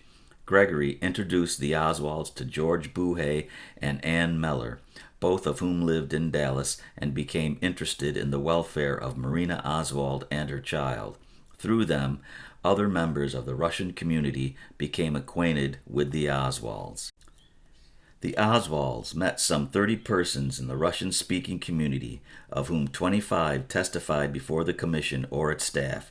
Others were interviewed on behalf of the commission. This range of testimony has disclosed that the relationship between Lee Harvey Oswald and the Russian-speaking community was short-lived and generally quite strained. During October and November of 1962, Marina Oswald lived at the home of some of the members of the Russian-speaking community. She stayed first with Elena Hall while Oswald was looking for work in Dallas.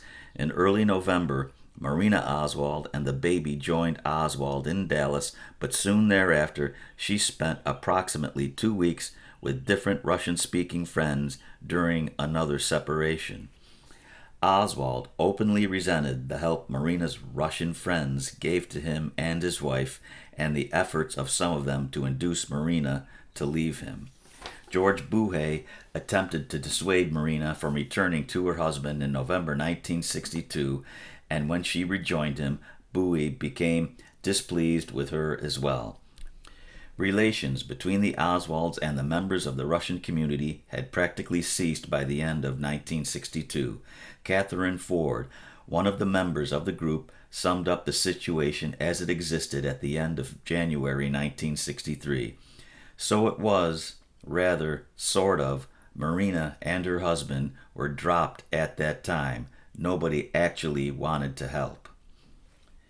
In April of 1963, Oswald left Fort Worth for New Orleans, where he was later joined by his wife and daughter, and remained until his trip to Mexico City in late September and his subsequent return to the Dallas-Fort Worth area in early October of 1963.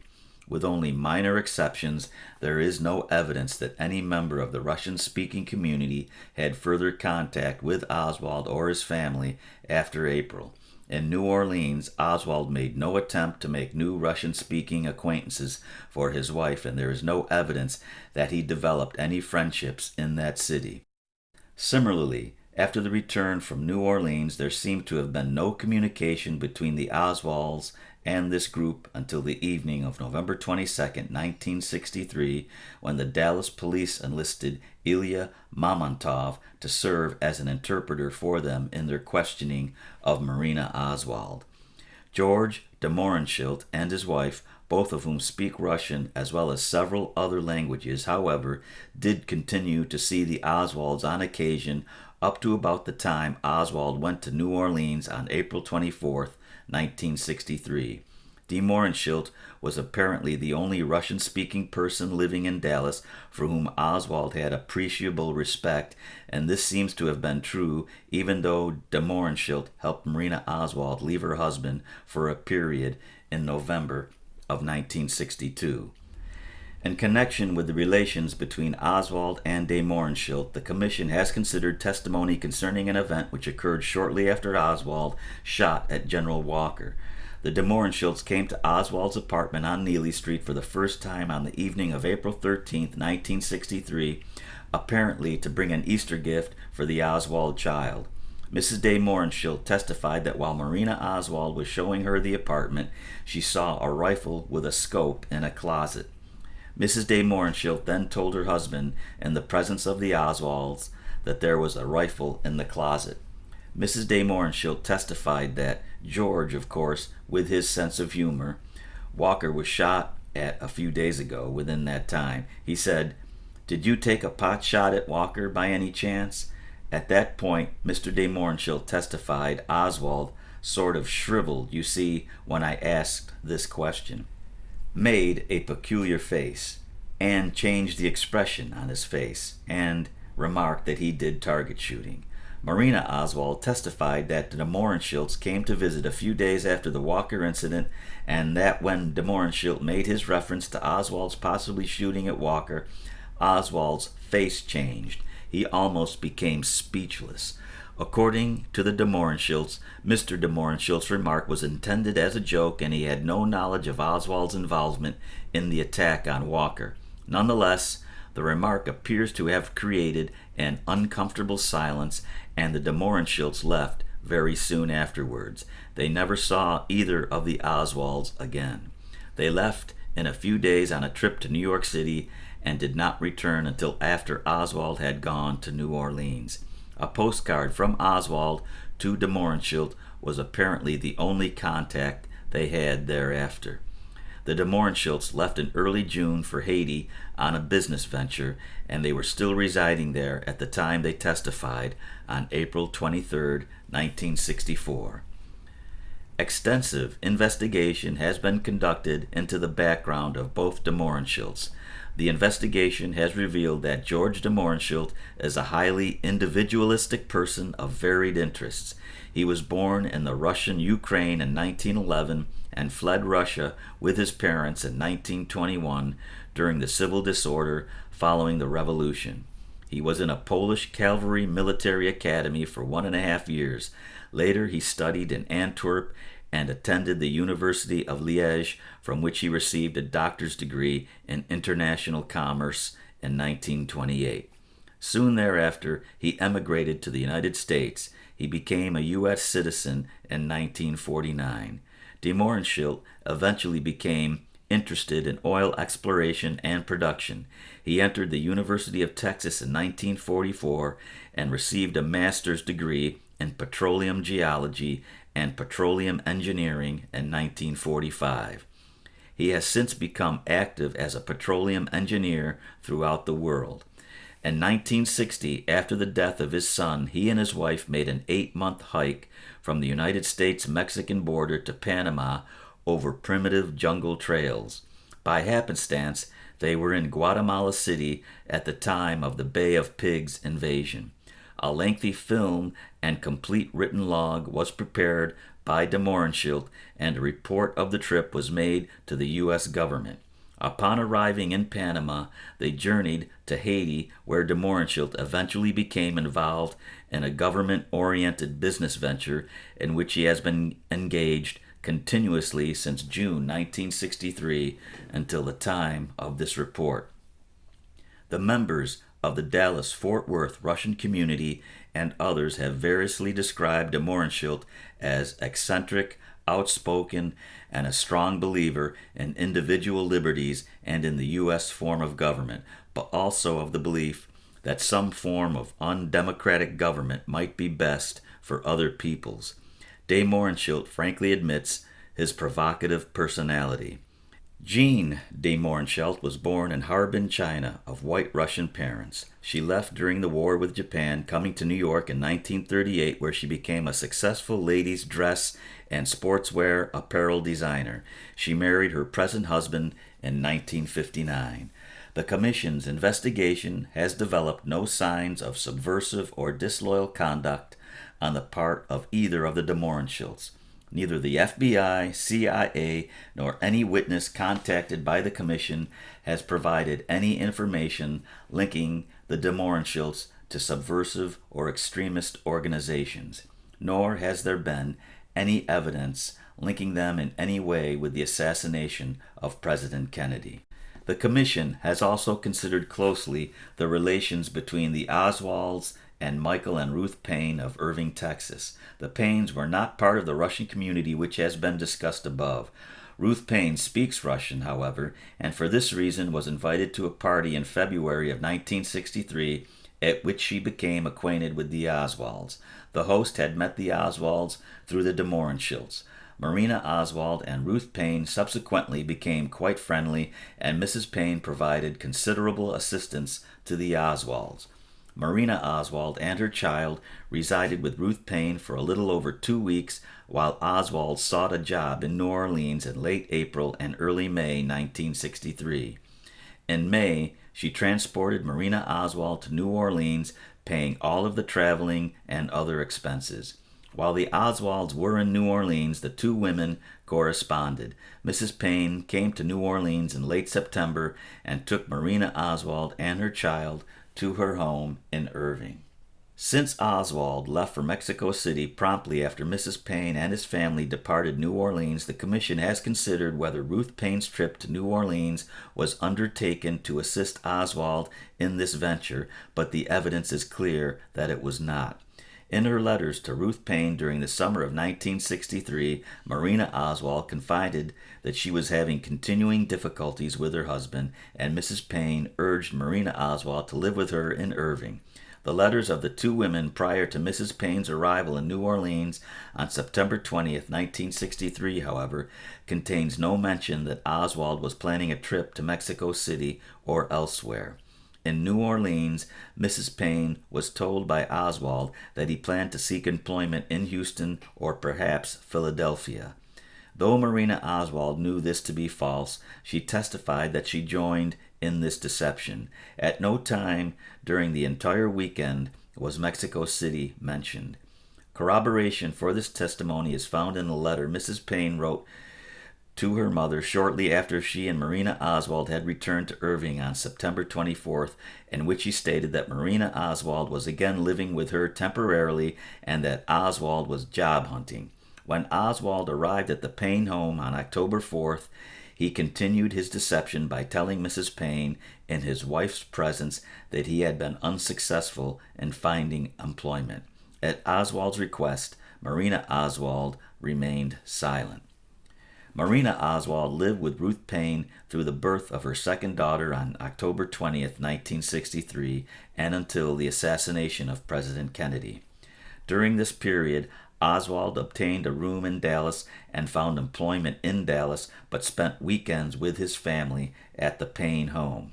On November 1 and 5, Ruth Payne was interviewed by agents of the FBI who were investigating Oswald's activities since his return from the Soviet Union, as set forth in greater detail in Chapter 8. She did not then know Oswald's address in Dallas. She was not asked for, nor did she volunteer Oswald's telephone number in Dallas, which she did know. She advised the bureau agent to whom she spoke of Oswald's periodic weekend visits, and she informed him that Oswald was employed at the Texas School Book Depository Building. On November 10th, Ruth Payne discovered a draft of Oswald's letter written the day before to the Soviet Embassy in Washington, in which he indicated that he had journeyed to Mexico City and conferred with a comrade Costin in the Embassy of the Soviet Union, Mexico City, Mexico. This letter is discussed later in this chapter. Mr. and Mrs. Payne testified that although they initially assumed the letter was a figment of Oswald's imagination, the letter gave Mrs. Payne considerable misgivings. She determined that if the FBI agents returned, she would deliver to them the copy of a draft of the letter which, unknown to Oswald, she had made. However, the agents did not return before the assassination. On November 19th, Mrs. Payne learned that Oswald was living in his Dallas rooming house under an assumed name. She did not report this to the FBI because, as she testified, she had no occasion to see them and did not think it important enough to call them after that until the 23rd of November. The Commission has thoroughly investigated the background of both Paynes. Mrs. Payne was born Ruth Hyde in New York City on September 3, 1932. Her parents moved to Columbus, Ohio in the late 1930s. They were divorced in 1961. Ruth Payne graduated from Antioch College in 1955.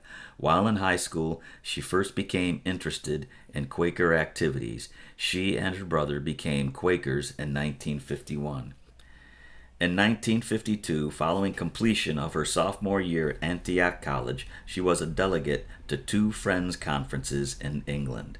At the time the Paynes met in 1955, Mrs. Payne was active in the work of the Young Friends Committee of North America, which, with the cooperation of the Department of State, was making an effort to lessen the tension between Soviet Russia and the United States by means of the stimulation of contacts and exchange of cultures between citizens of the two nations through pen-pal correspondence and exchanges of young Russians and Americans.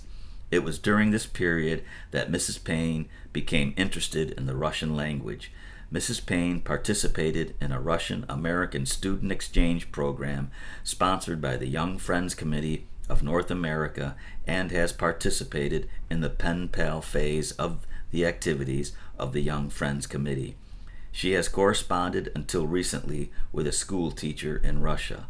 Although her active interest in the Friends program for the lessening of East-West tensions ceased upon her marriage in December 1957, she has continued to hold to the tenets of the Quaker faith. Michael Payne is the son of George Lyman Payne and Ruth Forbes Payne, now Ruth Forbes Young, wife of Arthur Young of Philadelphia, Pennsylvania. His parents were divorced when he was 4 years of age. His father, George Lyman Payne, is an architect and resides in California. Michael Payne testified that during his late grammar and early high school days, his father participated actively in the Trotskyite faction of the communist movement in the United States and that he attended some of those meetings. He stated that his father, with whom he has had little contact throughout most of his life, has not influenced his political thinking. He said that he has visited his father 4 or 5 times in California since 1959, but their discussions did not include the subject of communism.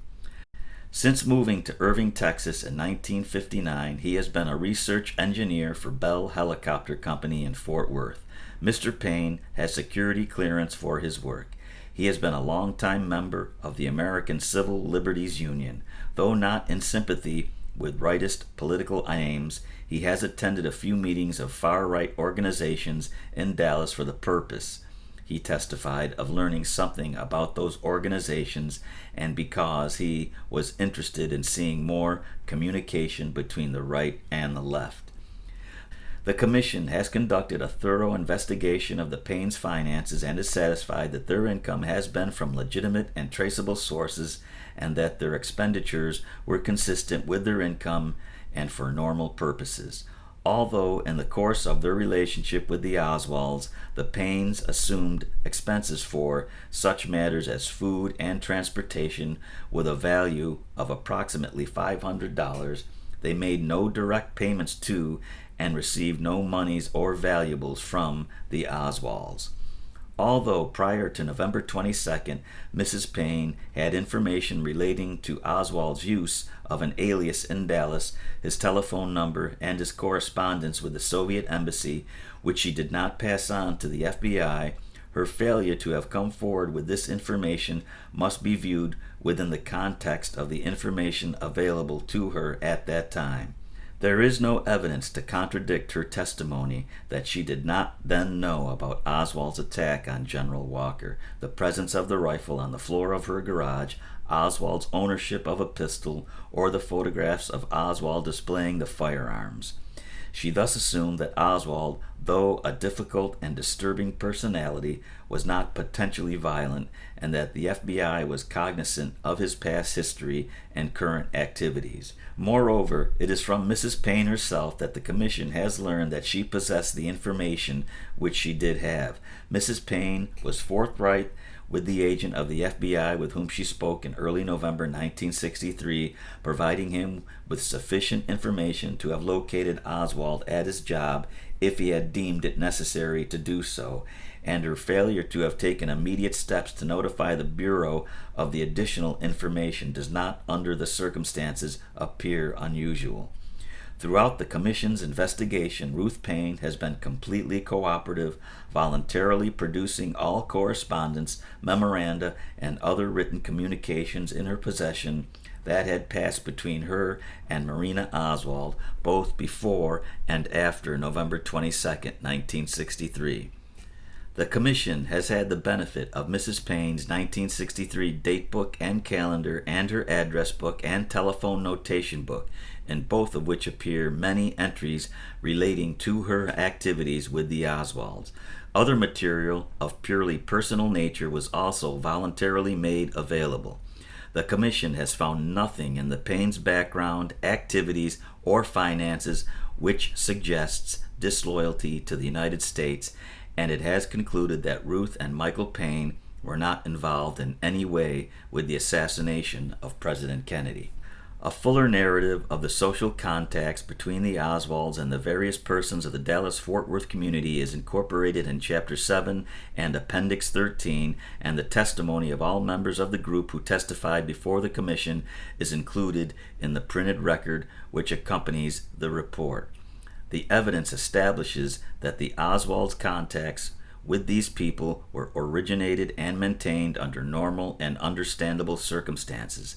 The files maintained by the FBI contain no information indicating that any of the persons in the Dallas-Fort Worth community with whom Oswald associated were affiliated with any communist, fascist, or other subversive organization. During the course of this investigation, the Commission has found nothing which suggests the involvement of any member of the Russian-speaking community in Oswald's preparation to assassinate President Kennedy.